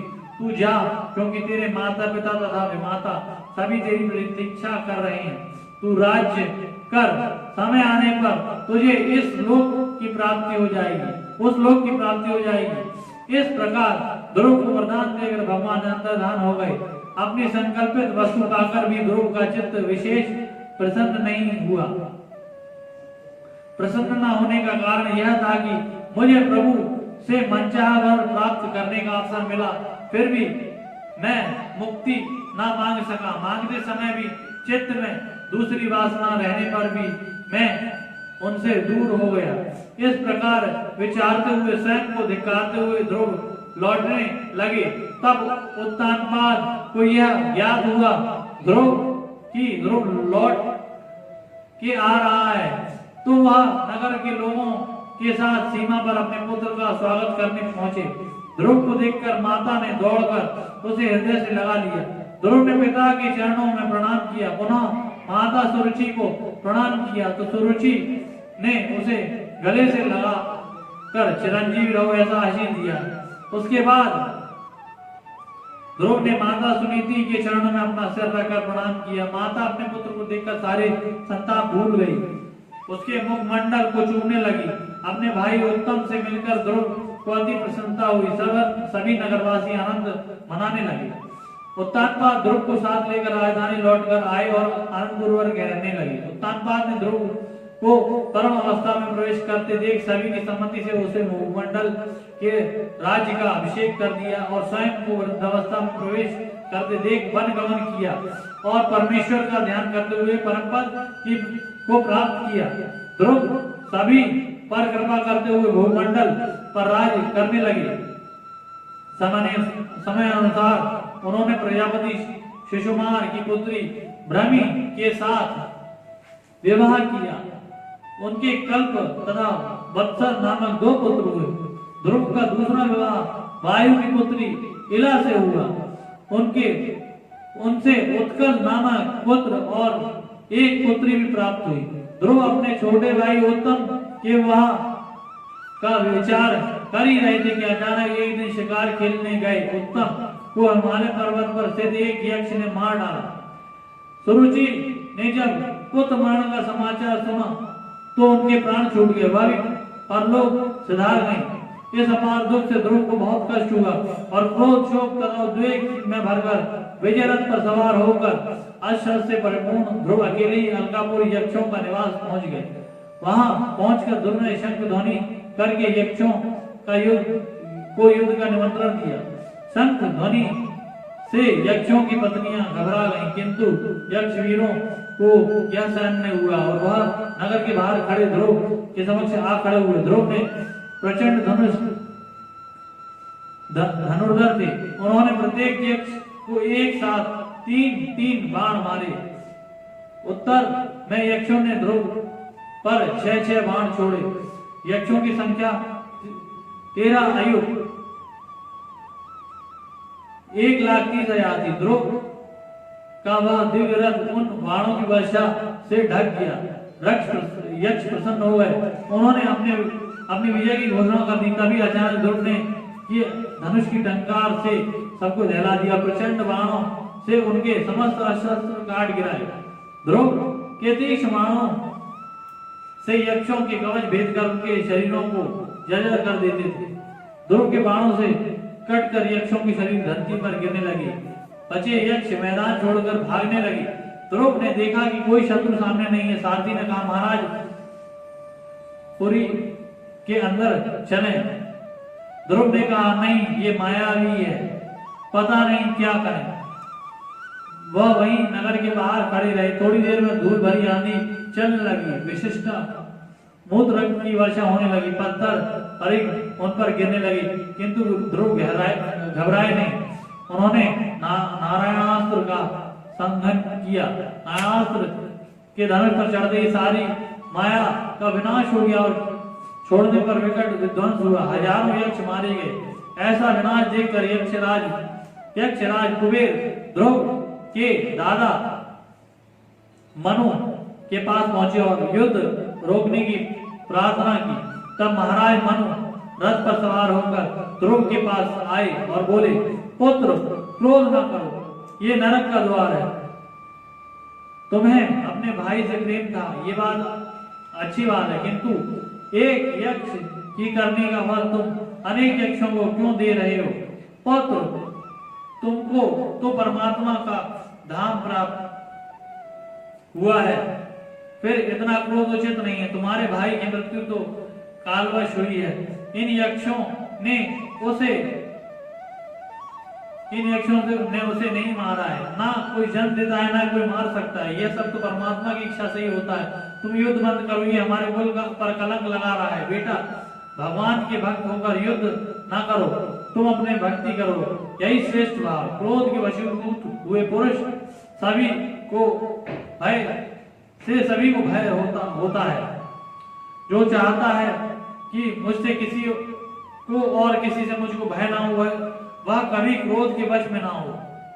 अतः तुम क्रोध को त्याग कर युद्ध से विरत हो जाओ। अपने पितामह महाराज मनु की शिक्षा से ध्रुव का मन युद्ध से विरत हो गया। उन्होंने मनु को प्रणाम किया और यक्षराज कुबेर से प्रणाम करके क्षमा मांगी। कुबेर ने प्रसन्न होकर उन्हें प्रभु भक्ति का वरदान दिया और ध्रुव अपने राज्य को लौट आए। उन्होंने अपने भाई तथा माता के निमित्त सभी कर्मों को वहन किया और प्रेम पूर्वक प्रजा को प्रसन्न रखते हुए इस भूमंडल पर 36,000 वर्ष तक राज किया। अपने पुत्र उत्कल को राज सिंहासन सौंपकर ध्रुव बद्रिकाश्रम चले गए। वहां परमात्मा का ध्यान करके अपने मन को प्रभु में सिद्ध कर दिया। देह अभिमान छूट जाने से उन्हें मैं ध्रुव यह स्मृति भी नहीं रही। इस प्रकार ध्यान करते हुए कुछ काल बीत गया। एक दिवस ध्रुव ने आकाश में उतरते हुए एक सुंदर विमान को देखा। उसमें से 2 पार्षद खड़े थे जो 4 भुजाधारी और नारायण के समान प्रतीत होते थे। ध्रुव ने उन्हें देखकर प्रणाम किया। तब भगवान ने वह पार्षद बोले, राजन, हम आपको लेने आए हैं। यह विमान भगवान ने आपके लिए भेजा है।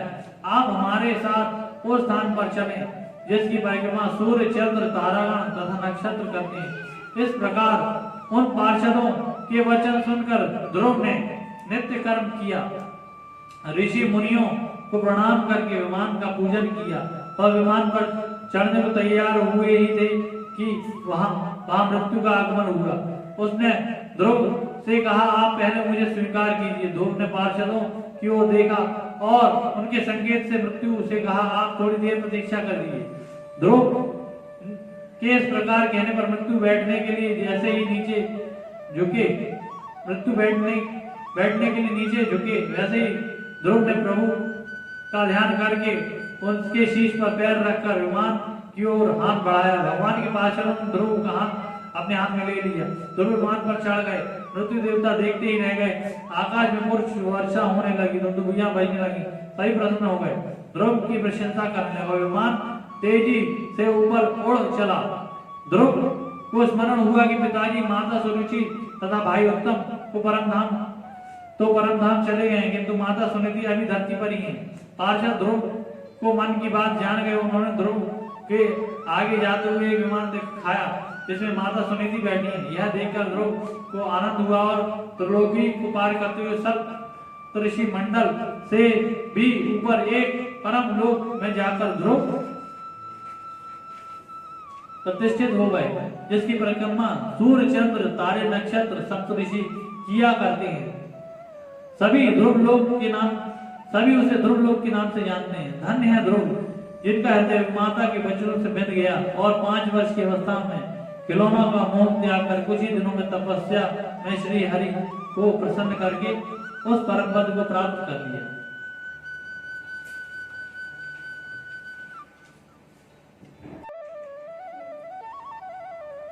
अथ श्री कुंज विहारी अष्टकम प्रारभ्यते। यस्तूयते श्रुति गणे निगुणे रजस्रं संपूज्यते क्रतुगते प्रणते प्रियाभिः तं सर्वकर्म फलदां निज सेवकानां श्रीमद्विहारी चरणं शरणं प्रपद्ये यं मानसे सुमतयो यतयो निधाया साधो जहु सहृदया तं चन्द्रमण्डलनकल बलि दीप्यमाना श्रीमद्विहारी चरणं शरणं प्रपद्ये येन क्षणेन समकारिदिपदि योगो ध्यानास्पदं सुगमति ते विद्यो तं तापवारण निवारण संकुशाका श्रीमद्विहारी चरणं शरणं प्रपद्ये यस्मै विधाय विधिना ददाभ्या पूजं विवेकवरदा वरदास्य भावा तं दक्षलक्षण लक्षणान्यं श्रीमद्विहारी चरणं शरणं प्रपद्ये यस्मात् सुखैकसदनामदनारिमोख्या सिद्धं समीयरतुलां सकलां दशोहां तं शुद्धबोधिशुभप्रदि समृद्धि हेतुं श्रीमद्विहारी चरणं शरणं प्रपद्ये यस्य प्रसन्नवरदास्य प्रसादिष्टात् तापत्रयापहरणां शरणं गतानां तं नीलनीरज निभञ्जन भाञ्जनाय श्रीमद्विहारी चरणं शरणं प्रपद्ये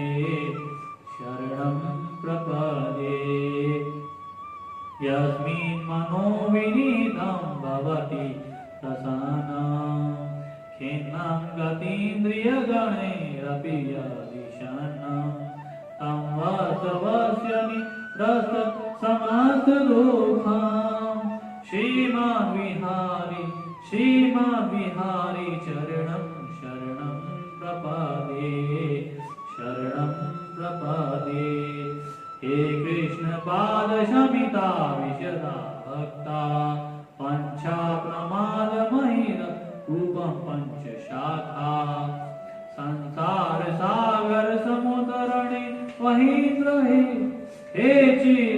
चरित नमो नमस्ते नमो नमस्ते इदं विष्णु पाराष्टक शमिता विशाला शमना प्रणतां यत्प्रवीणा सुखद जगदीशन विभूषा पठेद्य यो भक्ता च्युतिचरण चेदा समनुजो भवे मुक्त्वा भोगान् विसरति चान्ति हरि पदम्। बोलो भाग्य बिहारी लाल की जय हो, राधा रानी की जय हो, गुरुदेव भगवान की जय हो।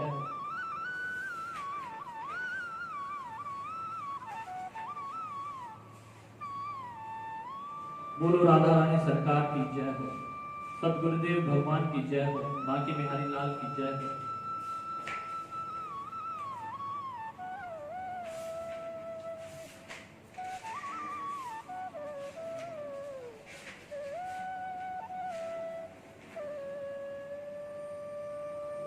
द्वितीय दिवस की कथा में महाराज पृथु का चरित्र आता है। इसमें मंत्र तथा यज्ञाग्नि से प्राप्त उस प्रसाद से भी अंग को दुष्ट स्वभाव पुत्र प्राप्त हुआ। उसका कारण था कि वह पुत्र अधर्म के वंशज मृत्यु की देखरेख में पल रहा था और संग का रंग तो मन पर चढ़ता ही है। उस पुत्र का नाम वेन था। वह बड़ा दुराचारी था, खेलते हुए बच्चों को पशुओं की भांति मार डालता था। महाराज अंग उसकी करतूत सुनकर दुखी होते थे, उसे समझाते थे पर कोई असर नहीं होता। एक दिन रात्रि में सबको सोता छोड़कर राजा अंग वन चले गए। लोग उन्हें ढूंढने के लिए गए किंतु उनका कोई पता न चला। तब सबने मिलकर वेन कोई राजा बना दिया। वह बड़ा कठोर शासक था। ऐश्वर्य से अंधा होकर स्वयं कोई भगवान कहने लगा। उसने यज्ञ दान हवन बंद करने का ढिंढोरा पिटवा दिया। उसके आचरण को देखकर ऋषि मुनियों ने एकत्रित होकर उसे समझाने का प्रयत्न किया किंतु उसने उन सभी का अपमान किया। तब ऋषियों ने उसे अपनी हुंकार मात्र से ही मार डाला। वेद की माता उसके शव की रक्षा करने लगी। उस समय पृथ्वी पर कोई रक्षक न होने के कारण अराजकता फैलने लगी। तब ऋषियों ने विचार कर वेद के शरीर का मंथन किया। जब जांग को मथा तो एक बौना पुरुष उत्पन्न हुआ। ऋषि ने उससे कहा निषिद्ध बैठ जाए, इसलिए वह निषाद कहलाया। वेद के समस्त पाप उसने अपने ऊपर ले लिए। अब ब्राह्मणों ने वेद की भुजाओं का मंथन किया जिससे एक स्त्री पुरुष का जोड़ा प्रकट हुआ, जिसे देखकर ऋषियों ने कहा यह पुरुष नारायण की कला से उत्पन्न हुआ है और यह स्त्री साक्षात लक्ष्मी का अवतार है। यह पुरुष पृथु तथा स्त्री अर्ची के नाम से विख्यात होगी। ब्राह्मण आदि सभी ने भगवान पृथु की स्तुति की और पृथु का विधिवत राज्याभिषेक किया। मैत्री जी बोले, विदुर जी, वेन के पापों का उस समय पृथ्वी अन्नहीन हो गई थी, प्रजा दुखी रहती थी। सभी ने पृथु से प्रार्थना की तो पृथु ने विचार किया और धनुष पर बाण चढ़ाकर पृथ्वी को लक्ष्य बनाया। स्वयं को लक्ष्य बना देख धरती कांपने लगी और गौ का रूप धरकर भागने लगी। जहां जहां वह जाती पृथु को अपने पीछे पाती। जब उसे कोई रक्षक न मिला तो स्वयं पृथु के पास आई और बोली, राजन आप मुझे क्यों मारना चाहते हैं? पृथु ने कहा, हम तुमसे अन्न बोते हैं, फिर क्यों तुम हमें अन्न नहीं देती? पृथ्वी बोली, राजन मनुष्य जैसा कर्म करते हैं वैसा ही फल भोगते हैं। आपके पिता के अधर्म के कारण ही धर्म का भक्ति का लोप हो रहा है। इसी कारण मेरे द्वारा अन्न की वृद्धि नहीं हो पा रही। आप अपनी प्रजा को धर्म का उपदेश दीजिए। प्रभु मुझे मनुष्य धनुष पर चढ़ाए हुए बाण से समतल करिए। राजन मैंने जो गाय का रूप लिया है उसी से आप अपने योग्य वस्तुओं का दोहन कर दीजिए। तब राजा पृथु के चढ़ाए हुए बाणों से पृथ्वी को समतल कर दिया और अपने हाथों में ही समस्त धान्यों को धो लिया।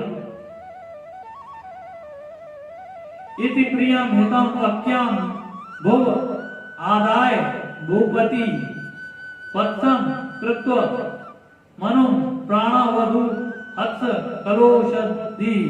प्रतु ने मनु को बछड़ा बनाकर हाथों में समस्त धान्यों को धो लिया। उस समय सभी ने अपने अपने योग्य वस्तुओं को धो लिया। राजा ने प्रजा के योग्य जहां जहां तहां नगर गांव बसाए और धर्म का उपदेश दिया। तभी से यह भूमि पृथु के नाम से रक्षित होने के कारण पृथ्वी कहलाई। राजा पृथु ने एक बार 100 अश्वमेध यज्ञों की दीक्षा ली और उन्होंने 99 यज्ञ पूर्ण कर भी लिए। 100वें अश्वमेध यज्ञ प्रारंभ हुआ तो इंद्र के मन में खलबली मच गई, क्योंकि वह सोचने लगा कि इस प्रकार तो पृथु के कर्म मेरे कर्म की अपेक्षा बढ़ जाएंगे और वह इंद्र बन जाएगा। इसी कारण इंद्र ने पृथु के यज्ञ का घोड़ा चुरा लिया। अंतरी मुनि ने पृथु की सारी बात बता दी। अंतरी मुनि ने पृथु को सारी बात बता दी। तब पृथु पुत्र विजिताश्व ने इंद्र को पराजित करके घोड़ा प्राप्त किया, किंतु इंद्र ने पुनः पागंड रूप रखकर घोड़ा चुराया। विजिताश्व फिर घोड़ा जीत लाया। इंद्र ने कई बार कार्य किया, किंतु हर बार पृथु पुत्र घोड़े को ले जाता। इंद्र ने पृथु पुत्र को प्रसन्न होकर अंतर्धान होने की विद्या सिखाई। अतः वह अंतर्ध्यान नाम से भी विख्यात हुआ। पृथु ने क्रोधित होकर इंद्र को मारने के लिए धनुष उठाया, किंतु ब्रह्मा जी ने आकर उन्हें रोक दिया और यज्ञ के निवृत्त होने के लिए कहा।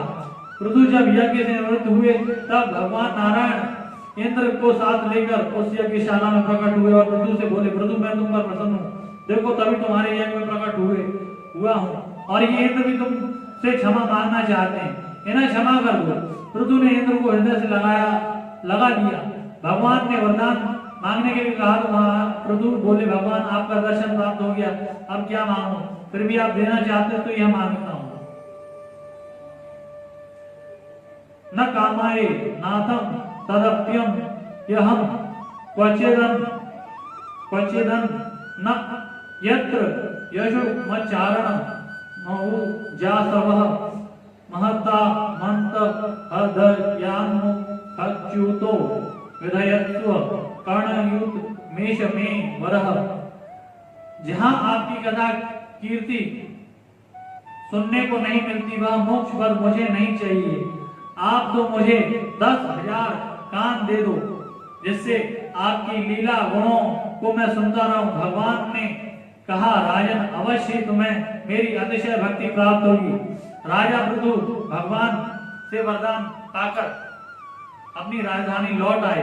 पृथु धर्म पूर्वक राज्य करने लगे। एक बार पृथु ने महासत्र किया, जिसमें विद्वानों का समाज एकत्र हुआ। राजा पृथु ने उस समय अपनी प्रजा को उपदेश किया।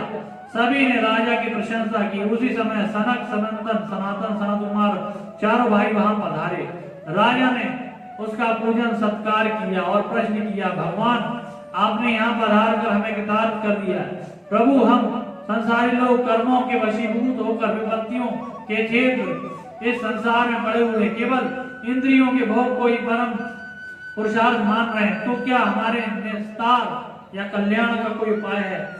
इस संसार में मनुष्य का किस प्रकार सुगमता से कल्याण हो सकता है? संत कुमार बोले, राजन ब्रह्म में सदृढ़ अनुराग होना यही कल्याण का साधन है। शास्त्रों का कहना है कि शास्त्रों के वचनों में तथा गुरु वचनों में विश्वास से, भागवत धर्म के आचरण से श्री हरि की उपासना से, प्रभु कथामृत के पान से, जीवों को कष्ट न देने से, किसी की निंदा न करने से, हरि गुण गाने से ही संसार के प्रपंचों से वैराग्य होता है। संसार के प्रति वैराग्य और प्रभु के प्रति अनुराग ही कल्याण का एकमात्र साधन है। अतः परमात्मा का भजन करो और दुस्तर संसार को पार करो। इस प्रकार पृथु को उपदेश करके और उनसे पूजित होकर वह मुनि वहां से प्रस्थान कर गए। राजा पृथु के 5 पुत्र थे।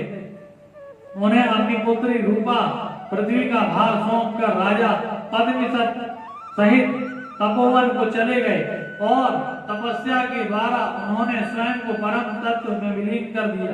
महारानी अर्ची ने उनके शरीर को चिता पर रखकर 3 परिक्रमा करके स्वयं को भी उस अग्नि में विलीन कर दिया और पति लोग को प्राप्त हुई। इस प्रकार महाराज पृथु का यही दिव्य चरित्र विदुर को मैत्रेय मुनि ने सुनाया।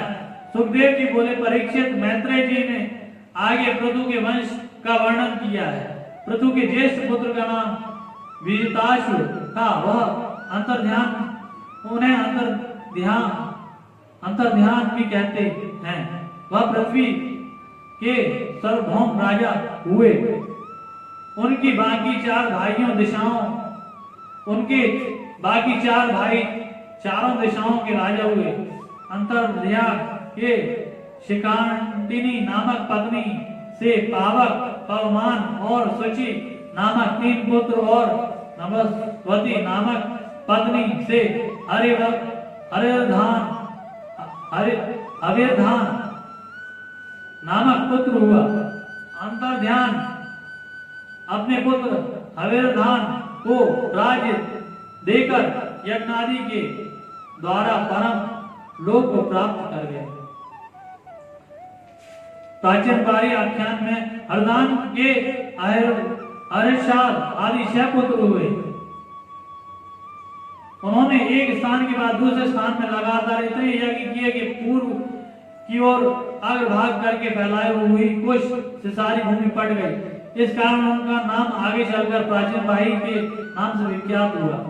प्राचीन भाई ने समुद्र की कन्या शतदुति से विवाह किया। शतदुति का विवाह मंडप में आई तो उसे देवता, असुर, गंधर्व, मुनि, सिद्ध, मनुष्य तथा नागों को भी अपने वश में कर लिया और स्वयं अग्नि देवता भी उस पर मोहित हो गए। प्राचीन भाई ने शतदुति से 10 पुत्र उत्पन्न किए।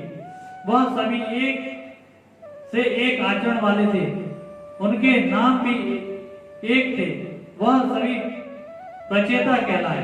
तब पिता ने संतान उत्पन्न करने का आदेश दिया और उन्हें तप करने के लिए समुद्र में प्रवेश किया और 10,000 वर्ष तक श्री हरि की आराधना की और महादेव द्वारा दिए उपदेश का ध्यान, पूजन और जप करते हुए परम तत्व की प्राप्ति की। विदुर जी ने कहा, रामन, प्रचेताओं को महादेव का दर्शन किस प्रकार हुआ? शिव ने उन्हें क्या उपदेश किया? आप बतलाइए। मैत्रेय जी बोले, विदुर जी, पिता की आज्ञा शिरोधार कर प्रचेतागण तपस्या में चित्त लगाकर पश्चिम की ओर चल दिए। मार्ग में उन्हें एक विशाल सरोवर दिखाई दिया। उस सरोवर में भी भगवान शंकर अपने अनुचरों के साथ बाहर आ रहे थे। भगवान शंकर को देखकर प्रचेताओं ने उन्हें प्रणाम किया। तब महादेव बोले, पुत्रों, तुम्हारा कल्याण हो। तुम जो करना चाहते हो मुझे ज्ञात है, इसलिए मैं तुम पर कृपा करने हेतु यहाँ आया हूँ। भगवान वासुदेव की शरण लेने वाला मुझे बहुत प्रिय है। तुम भगवान के भक्त हो, इसलिए मुझे बहुत प्रिय हो। भगवान के समान ही प्यारे हो। ऐसे भगवान के भक्तों को भी मुझसे बढ़कर प्रिय और कोई नहीं होता।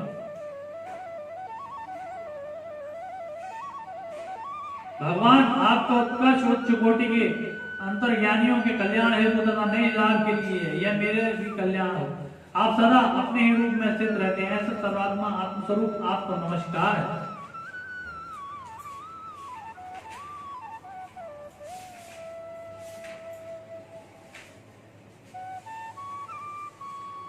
आप ही पदार्थ ज्ञान कराते हो। आप ही भीतर बाहर के भेद करने वाले हो। आप ही वैकुंठ लोक को आपको नमस्कार है। आप ही कर्ता कारण 3 शक्तियों का आश्रय हो। आप ही परम पश्यंती, मध्यमा और वैखरी नामक 4 प्रकार की वाणियों की अभिव्यक्ति हो। आप ही कामनाओं की पूर्ति के कारण हो। आप ही धर्म हो। आपको नमस्कार है। इस प्रकार योगादेश नामक स्तोत्र को भगवान शिव ने प्रचेताओं को सुनाया और कहा, तुम इसके अभ्यास से परमात्मा को प्रसन्न करो, वह तुम्हारा कल्याण करेंगे। भगवान शिव यह कहकर वहां से अंतर्धान हो गए। तब वह राजकुमार जल में खड़े होकर 10,000 वर्षों तक तपस्या करते रहे। 3 दिनों की बात है। उन्हीं दिनों की बात प्रचेताओं के पिता प्राचीन भाई का मन कर्मकांड में रम गया। वह कामनाओं की पूर्ति के लिए यज्ञ किया करते थे, किंतु उस यज्ञ में पशु बलि भी देते थे। नारद जी को उन पर दया आई और वह उसके पास पहुंचे। राजा ने उन्हें प्रणाम किया। नारद बोले, राजन मैंने बड़े पापी देखे हैं, पर तो जैसा पापी नहीं देखा। प्राचीन भाई बोले, नारद जी मैं पापी कैसे हो सकता हूँ, मैं तो इतने यज्ञ किए। नारद जी बोले, आकाश की ओर देख। प्राचीन भाई ने जैसे ही आकाश की ओर देखा वह घबरा गया। उसने देखा बहुत से हिंसक पशु मुंह खोले खड़े हैं। अपने पहने पहने सिंहों को देखकर वह डर गया। उनके पहने पहने सिंहों को देखकर वह डर गया और नारद जी से पूछने लगा, देव ये क्या आश्चर्य है। नारद जी बोले, राजन यह वही पशु हैं जिनका तूने वध किया है, ये तेरी प्रतीक्षा कर रहे हैं। जब तू जाएगा तो ये तुझे खाएंगे, सींगों से तुझे छेद देंगे, तुझसे बदला लेंगे। राजा ने कहा, नारद जी मैंने तो वेदों के अनुसार कहे हुए कार्य को किया है। वेद कहता है पशुनाम आल भेद, अतः मैंने पशुओं की बलि दी, इसमें मेरा क्या दोष। नारद जी बोले, राजन वेद की भाषा को समझना बड़ा कठिन है। वेद कहता कुछ और उसमें लिखा कुछ और है, उसमें लिखा कुछ और है। श्रेष्ठ गुरु की शरण में जाकर वेद को सही अर्थ को समझा जा सकता है। हे राजन, पशु का अर्थ इसमें पशुओं से नहीं, पशु तो हमारे अंदर है जो अपनी कामनाओं में उलझा हुआ है। हम पशु समान हैं। जो बुद्धि भेद करता है वह पशु समान है। अहंता करने वाला मन ही घोड़ा है जो बहुत तेजी से दौड़ता है, और ममता करने वाली बुद्धि ही बकरा है जो मैं करता है। राजन इन दोनों पशुओं की बलि देनी है। कभी अहंकार नहीं करेंगे, कभी ममता नहीं करेंगे। अंदर के पशुओं को मारने से पाप घटता है, बाहर के पशुओं को मारने से पुण्य घटता है। अतः श्रेष्ठ गुरु की सन्निधि लेकर अपना कल्याण करो। राजा बोला, भगवान आपसे श्रेष्ठ गुरु कौन हो सकता है। आज भी मुझे कर्म बंधन से मुक्त करिए, कैसे मेरा कल्याण होगा, मैं क्या करूं जिससे मन शांत हो। नारद जी बोले, राजन सर्वप्रथम अपनी कामनाओं पर नियंत्रण करो। ये कामनाएं मनुष्य को बहुत दूर ले जाती हैं, इतना दूर जहां पर सारे अपने दूर हो जाते हैं। इतना ही नहीं, हमारे परम मित्र अर्थात ईश्वर भी हमसे दूर हो जाते हैं। अपने और जीव अकेला भटकता हुआ महान दुख प्राप्त होता है। इस विषय में एक उपाख्यान मैं तुमको सुनाता हूँ, ध्यान से सुनो। राजन, पूर्व काल में पुरजन नाम का एक राजा था। उसका एक मित्र जिसका नाम अभिज्ञान था। वह अभिज्ञान पुरजन की प्रसन्नता के लिए यथासंभव प्रयास करता था। कोई भी उसकी चेष्टा नहीं जान सकता था। पुरजन एक बार अपने लिए सुख देने वाले स्थान की खोज में निकला, किंतु कोई भी नगर उसे जचा नहीं। एक बार वह हिमालय के दक्षिण तटवर्ती क्षेत्र में पहुंचा। वहां उसे 9 द्वारों वाला एक नगर दिखाई दिया जो आनंददायी था। पुरजन ने घूमते घूमते उस नगर में एक सुंदर स्त्री देखी जिसके साथ 10 सेवक थे और हर सेवक की 100 पत्नियां। 5 फन वाला एक सर्प भी हर ओर से उसकी रक्षा करता था। पुरजन ने उस दिव्य सुंदरता वाली स्त्री को देखकर पूछा, देवी तुम कौन हो, किसकी पुत्री हो। वह स्त्री, पुरुष कौन है जो तुम्हारे साथ है, ये सर्प किस कारण से तुम्हारे साथ है। सुंदरी, तुम्हारे प्राणनाथ तो तुम्हें पाकर धन्य ही हो गए होंगे, तुम यहाँ क्या कर रही हो। नारद जी बोले, पुरजन उसे देखकर काम से पीड़ित होने लगा। वह स्त्री भी उस पर मोहित हो गई। वह राजा से कहने लगी, राजन, ना तो मैं अपने उत्पन्न करने वाले को जानती हूँ, ना ही अपने कुल गोत्र को, और ना मैं ये जानती हूँ कि पूरी रहने के लिए किसने बनाई है। ये पुरुष मेरे साथ, ये स्त्रियां मेरी सहेलियां हैं, तो यह सब हमारे रक्षक हैं। और ये सारा नगर सो जाते हैं, तब यह जागकर सभी की रक्षा करता है। राजन, आप यहाँ पधारे सो हम पर बड़ी कृपा हुई। अब आप यहाँ आनंद से निवास करिए। मैं अनेक भोगों से आपको तृप्त करूंगी, क्योंकि मेरा कोई स्वामी नहीं है। मैं आपको ही अपना स्वामी बनाऊंगी। आप जैसा पुरुष को कौन नहीं चाहेगा। इस प्रकार दोनों के समर्थन से दोनों को आनंद हुआ और 100 वर्ष तक उन्होंने उस पुरी का आनंद भोगा। वह उस पुरी के द्वारों में से दूसरे द्वारों में जाया करता था। उस पुरी में 2 अंधे नागरिक भी रहते थे। राजा उन्हीं को सहायता से नहीं आया जाया करता था तथा सारे कार्य करता था। उसका शुचीन नामक एक प्रधान सेवक भी था। उसके साथ वह अंतःपुर में जाता था। जहाँ पुत्र पौत्रों के कारण होने वाले मोह से उसको दुख या प्रसन्नता का अनुभव हुआ करता था। वह इतना कामासक्त हो गया कि रानी हंसती तो हंसाता था, वह रोती तो रोता था, वह गाती थी तो गाता था। जैसा वह करती थी या कहती थी वह वैसा ही करता था। वह सुनती थी तो सुनता था और वह देखती थी तो देखता था। वह सुनती थी तो सुनता। इस कारण वह उसका अनुसरण करने लगा। एक दिन प्रज्वल शिकार खेलने गया। वहां अनेक पशुओं का वध करके राजमहल पहुंचा तो रानी उससे रुष्ट हो गई क्योंकि वह उसे बताकर नहीं गया। तब उसने क्षमा मांगकर तथा प्रिय वचन कहकर उसे मना लिया और भोग भोगने लगा। उस काल का ज्ञान न रहा। उसे जवानी क्षण के समान बीत गई। उस रानी से 1100 पुत्र और 110 कन्याएं हुई जिनका समयानुसार विवाह कर दिया। उसने भी प्रत्येक के 100 पुत्र उत्पन्न हुए। इस प्रकार पांचाल राज पुरज्जन का वंश बहुत विस्तृत हो गया। उनके आयु का आधा भाग भी निकल गया और पुत्र पौत्रों की ममता हो जाने से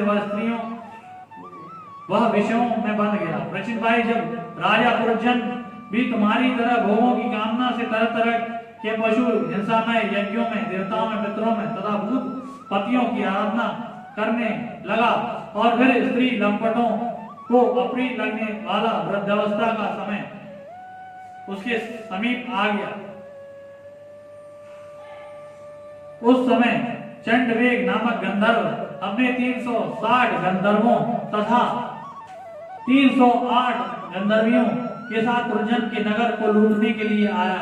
5 वन वाला प्रजागर नामक सर्प अकेले 100 वर्ष तक उससे युद्ध करता रहा। अकेले ही उन वीरों के साथ युद्ध करते रहने पर वह बलहीन हो गया। पुरजन को चिंता हुई क्योंकि अभी तक तो वह विषय भोगों में ही मस्त रहता था। नारद जी बोले, भाईमान, उस समय काल की कन्या जरा वर की खोज में त्रिलोक में भटक रही थी।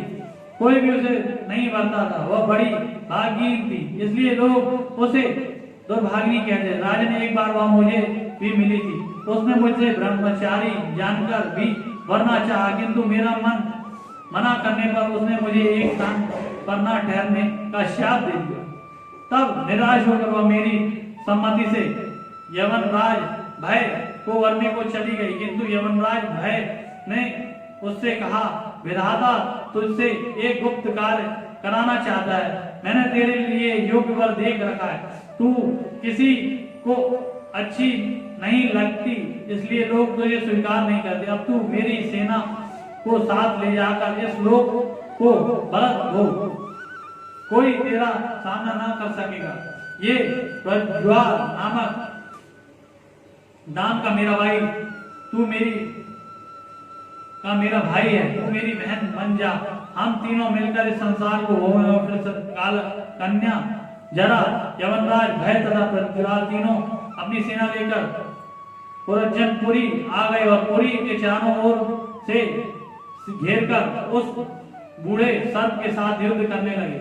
तब यवनराज भय के कहने पर प्रज्वल उस सर्प को युद्ध करने लगा और काल कन्या उस नगर को लूटने लगी। बलात् सभी को आलिंगन कर उसे भोगने लगी। गंधर्वराज चंडवेग तथा यवनराज भय से मिलकर उस पुरी का सारा ऐश्वर्य लूट लिया। प्रज्वाल ने पुरी में आग लगा दी। पुरज्जन दुखी होकर नगर छोड़ने के लिए विचार करने लगा, किंतु उसे जाने नहीं देता। उस समय यवनराज भय उसे पकड़ने के लिए आ गया और उसे पकड़कर पशु की तरह बांधकर खींचता हुआ अपने नगर ले जाने लगा।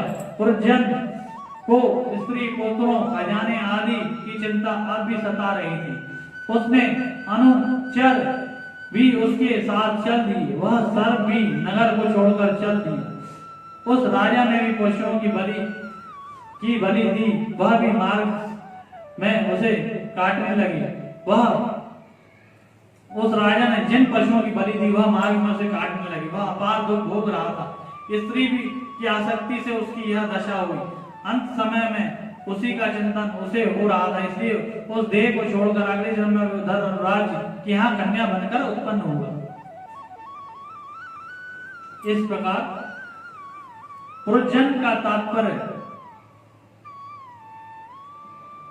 हरि बोल गोविंद बोलो हरि गोपाल बोलो गोविंद बोलो हरि गोपाल बोलो राधा रमण हरि गोविंद बोलो गोविंद बोलो हरि गोपाल बोलो राधा रमण हरि गोविंद बोलो जय जय राधा रमण हरि बोल जय जय राधा रमण हरि बोल जय जय राधा रमण हरि बोल जय जय राधा रमण हरि बोल जय जय विठ्ठल विठ्ठल विठ्ठला माझा पांडुरंग विठ्ठला जय जय विठ्ठल विठ्ठल विठ्ठला माझा पांडुरंग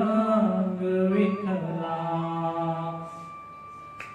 जय जय विठ्ठल विठ्ठल विठ्ठला माझा पांडुरंग विठ्ठला हरे कृष्णा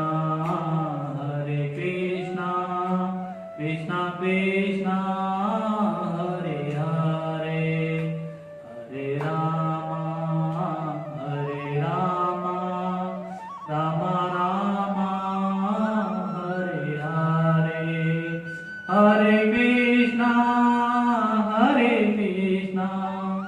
कृष्णा कृष्णा हरे हरे हरे राम राम राम हरे हरे हरे कृष्णा कृष्णा कृष्णा हरे हरे हरे राम राम राम हरे हरे हरे कृष्णा कृष्णा कृष्णा हरे हरे हरे राम राम राम हरे हरे हरे कृष्णा कृष्णा कृष्णा हरे हरे। बोलिए बांके बिहारी लाल की जय हो, राधा रानी सरकार की जय हो, सतगुरुदेव भगवान की जय हो।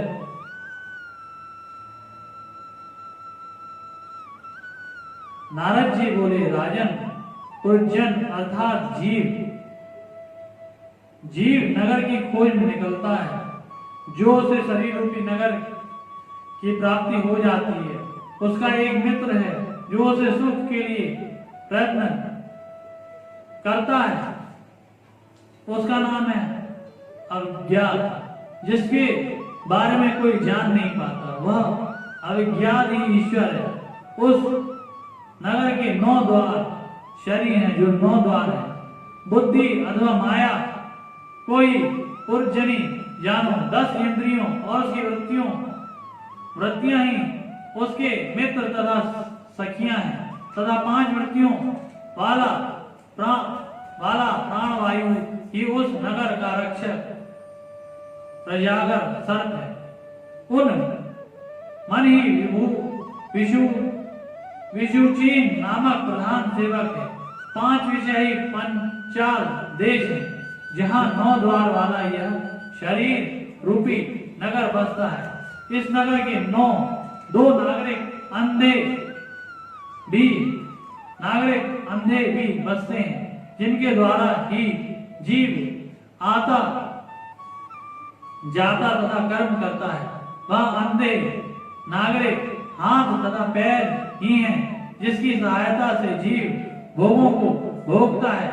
इंद्रियों के विषय को अन्याय पूर्वक ग्रहण करना ही शिकार खेलना है। इस प्रकार जीव अज्ञान से आच्छादित होकर विषयों के सुख तथा आध्यात्मिक कष्ट को भोगता हुआ 100 वर्ष तक नगर के अंदर घुसा रहता है। अपने पुत्र पौत्र आदि के भरण पोषण को भोगता हुआ 100 वर्ष तक नगर के अंदर घुसा रहता है। अपने पुत्र पौत्र आदि के भरण पोषण में लगे रहना और व्रत पूजन को भुला देना है कि हिंसक यज्ञ है, जिसके कारण अविज्ञान नामक सखा अर्थात ईश्वर हमें छोड़कर चला जाता है और उसके जाते ही चंडवेग नामक गंधर्व और उसके 720 सैनिक उस नगर पर धावा बोलते हैं और सब लूट लेते हैं। यह चंडवेग ही संवत्सर अर्थात वर्ष और यह 308 गंधर्वी दिवस तथा 360 गंधर्वियां ही रात्रि अंग्रेजी कैलेंडर में 365 दिन साल में होते, किंतु पंचांग में संवत्सरों के दिवसों की कोई गणना नहीं होती। कभी 365 से ज्यादा भी होते और कभी कम भी होती है। अतः अनुमान के अनुसार ही 360 लिया। कालांतर ही वृद्धावस्था है, जो बलात् सभी को का वर्ण करती है। शीत तथा उष्ण दो प्रकार का ज्वर अर्थात गर्मी का ठंड का अनुभव ही प्रज्वार है, जो मृत्यु भय रूपी यवन राज का भाई है। इन सभी के आक्रमण से 5 प्राण रूपी सर हारने लगता है और जीव नगर को छोड़ना चाहता है, किंतु मृत्यु रूपी यवन राज उसे घसीटता है। जीव अपनी हिंसक यज्ञ रूपी कर्मों की दी हुई पशु बलियां यानी अन्य लोगों को दिए हुए कष्ट रूपी भोगों से प्राप्त कष्टों के द्वारा काटा जाता है और मोह से आच्छादित होते हुए अपने कुटुंबियों को याद करते हुए तथा माया रूपी स्त्री को याद करते हुए शरीर छोड़ना चाहता है, तो पुनः माया को प्राप्त होता है और फिर इस प्रकार भटकता रहता है। तब कोई ब्राह्मण रूपी संत या गुरु मिल जाए तो आत्मज्ञान प्राप्त करके ही परम गति मिले, अन्यथा इस दुख से छूटने का कोई उपाय नहीं है। राजन बड़े बड़े ऋषि मुनि भी ईश्वर को खोजते खोजते थक गए पर पा न सके। उसको पाने का बस एक ही साधन है, बार बार चिंतन। तुम भी चिंतन करो। कामना पूर्ति के लिए यह कर रहे यज्ञों से कामना पूरी हो तो होगी, किंतु कामना फिर बढ़ेगी और तुम फिर यज्ञ करोगे। इसलिए राजन ये हिंसात्मक यज्ञों की राह छोड़कर प्रेम राह अपनाओ। संतों का संग, गुरुओं का संग तथा प्रभु संग ही प्रेम रहा है। इस प्रकार आगे पंचम स्कंद में प्रियव्रत चरित्र है। परीक्षित बोले, भगवान अब आप महाराज प्रियव्रत का चरित्र सुनाइए। सुखदेव जी बोले, राजन महाराज पृथु ने प्रियव्रत को गुणवान देखकर उन्हें राज्य शासित करने की आज्ञा दी, किंतु प्रियव्रत तो नारद जी के चरणों का आश्रय ले चुके थे, अतः उन्होंने मना कर दिया। तब ब्रह्मा जी ने आकर प्रियव्रत को समझाया, पुत्र तुम भागवत भक्त हो और तुम जैसे लोग अगर गृहस्थ आश्रम को अपनाएंगे तो जगत का कल्याण होगा और उत्तम संतान के द्वारा आच्छादित होकर यह पृथ्वी आनंदित होगी। तुम यदि विवाह करोगे तो आगे चलकर तुम्हारे यहाँ परमात्मा प्रकट होंगे, क्योंकि तुमने इंद्रियों को जीतकर मन पर विजय पा ली है। इस प्रकार ब्रह्मा जी के कहने पर उनकी आज्ञा का उल्लंघन न करते हुए प्रियव्रत ने न चाहते हुए भी गृहस्थ आश्रम तथा राज्य स्वीकार कर लिया। उन्होंने प्रजापति विश्वकर्मा की पुत्री महेशमती से विवाह किया, जिससे उन्हें एक पुत्री तथा 10 पुत्रों की प्राप्ति हुई, जिसमें से 3 पुत्र ब्रह्मचारी हुए और बाद में उन्होंने संन्यास ले लिया। कन्या ओजस वती का विवाह शुक्राचार्य जी से किया। प्रियव्रत ने अपनी दूसरी पत्नी से 3 पुत्र और उत्पन्न किए जो मनवंतरों के अधिपति हुए। उन्होंने 11 अपूर्व वर्षों तक राज्य किया। एक समय महाराज प्रियव्रत ने देखा कि सूर्यदेव सुमेरु की परिक्रमा करने के कारण पृथ्वी के आधे भाग को ही आलोकित करते हैं और आधे भाग में अंधकार रहता है। जब भारत आदि देशों में दिन होता है तो अमेरिका, ब्रिटिश आदि में अंधकार होता है और वहां दिन होता है तो यहाँ रात हो जाती है। अतः उन्होंने एक दिव्य तेजोमय रथ पर चढ़कर पृथ्वी की परिक्रमा की और जहाँ सूर्य होते थे वहां उसके विपरीत अंधकार के स्थान पर अपने रथ को स्थान को प्रकाशित करते हुए पृथ्वी के साथ परिक्रमा कर डाली। उस समय रात्रि न होने के कारण जनजीवन अस्त व्यस्त हो गया। तब ब्रह्मा जी के समझाने पर उन्होंने अपनी प्रतिज्ञा छोड़ दी और पुनः शासन करने लगे। उस समय रथ के पहियों से पृथ्वी में जो लकीरें बनी वह 7 समुद्र हो गए और पृथ्वी 7 द्वीपों में बट गई। बाद में प्रियव्रत ने अपने पहले 10 पुत्रों में से बचे 7 पुत्रों को 7 द्वीपों का राजा बनाया और पुनः नारद जी की शरण में चले गए। समस्त पृथ्वी का राज्य त्याग कर नारद जी के बताए मार्ग का अनुसरण करते हुए परम पद को प्राप्त किया। सुखदेव जी बोले, राजन, प्रिय का अर्थ होता है प्यारा अर्थात अच्छा और व्रत का अर्थ होता है संकल्प। जो प्यारा संकल्प करे वह अच्छा संकल्प करे वही प्रियव्रत है। व्रत का अर्थ भूखे रहना नहीं होता। व्रत का अर्थ होता है प्रतिज्ञा। शांतनु तथा गंगा के पुत्र ने भी देवताओं को साक्षी मानकर महान प्रतिज्ञा की। इस कारण उनका नाम देवव्रत था।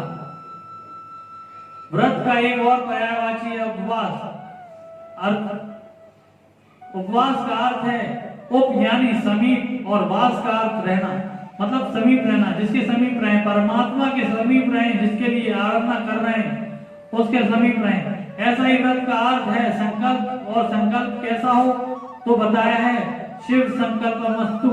शिव का अर्थ कल्याण अर्थात कल्याणकारी संकल्प करो जिससे अपना भी कल्याण हो और औरों का भी कल्याण हो। महीने की अष्टमी, एकादशी, प्रदोष या पूर्णिमा का व्रत करने से अच्छा ये व्रत करो कि 12 महीने में हर महीने एक व्रत करूं। 30 दिनों में से एक दिन प्रतिज्ञा करो कि इस महीने एक दिन झूठ ना बोलूं, दूसरे महीने एक दिन तो किसी को धोखा ना दूं। इस प्रकार राजा प्रियव्रत ने जो कर्म किए वह ईश्वर के लाभ अतिरिक्त और कौन कर सकता है। उन्होंने रात्रि को अंधकार को मिटाने का प्रयत्न करते हुए अपने रथों के पहियों से बनी हुई लकीरों से 7 समुद्र बना डाले। सुखदेव जी बोले, राजन, जब प्रियव्रत तपस्या है तो वन गए तब उनके ज्येष्ठ पुत्र राजा हुए। अग्निद्र राजा हुए जो प्रजा का पुत्र पालन करने लगे। नबी ऋषभ देव की जो चरित्र उसमें राजा नबी की कोई संतान न थी। अतः उन्होंने ब्राह्मणों की सहायता से ही पुत्र प्राप्ति के लिए यज्ञ पुरुष का यजन किया। यज्ञ से ही प्रसन्न होकर भगवान नारायण उस यज्ञशाला में प्रकट हुए। तब ब्राह्मणों ने उनकी स्तुति की और कहा, प्रभु आप राजा नबी पर कृपा करें, उसे अपने समान पुत्र प्रदान करें। तब प्रभु ने कहा, ब्राह्मणों, आपका वचन मिथ्या नहीं हो सकता, किंतु मेरे समान तो बस मैं ही हूँ। मैं स्वयं ही अपने अंश से इनका पुत्र होऊंगा। यह कहकर भगवान यज्ञशाला में अंतर्धान हो गए। राजा नबी ने यज्ञ पूर्ति होने पर प्रसन्नतापूर्वक ब्राह्मणों को दान दक्षिणा प्रदान की और फिर भगवान की कृपा से नबी की पत्नी मेरु देवी गर्भवती हुई और समय आने पर जगत का कल्याण हेतु भगवान ने राजा नबी तथा मेरु देवी की यहाँ अवतार लिया। जन्म से ही बालक के अंग में वज्र, ध्वजा, अंकुश आदि के चिन्ह अंकित थे। समय के साथ उनका प्रभाव भी बढ़ता जा रहा था। वह श्रेष्ठ गुणों से परिपूर्ण थे। अतः नबी ने ब्राह्मणों के सहयोग से उसका नामकरण किया और उसका नाम रखा ऋषभ, श्रेष्ठ। एक बार इंद्र ने ईर्ष्यावश उनके राज्य में जल नहीं बरसाया। तब ऋषभ ने इंद्र की मूर्ता पर हंसते हुए अपनी माया से भरपूर जल बरसाया। नबी ने सोचा कि सभी चाहते हैं कि ऋषभ राजा बने। तब उन्होंने ऋषभ का राज तिलक करके ऋषभ तथा राज्य को ब्राह्मणों को अधीन छोड़कर अधिक आश्रम को प्रस्थान किया और नर नारायण का ध्यान करते हुए परम पद को प्राप्त किया। ऋषभ ने कुछ समय गुरुकुल में निवास करके ब्राह्मणों से आशीष लेकर गृहस्थ आश्रम में प्रवेश किया। ऋषभ देव की महिमा समझकर इंद्र ने उन्हें अपनी कन्या जयंती समर्पित की, जिसे ऋषभ देव ने स्वीकार किया और उससे उन्हें 100 पुत्रों की प्राप्ति हुई। उनमें भरत सभी से ज्येष्ठ तथा श्रेष्ठ थे। भरत अजानावखंड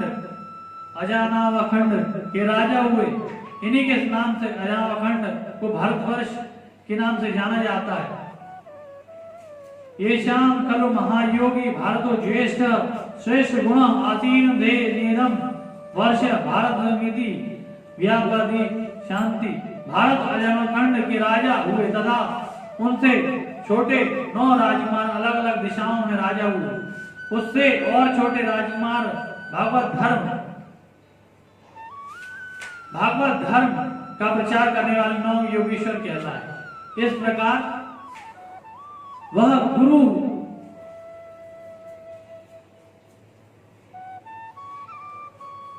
मैं ब्राह्मणों के समान किसी को नहीं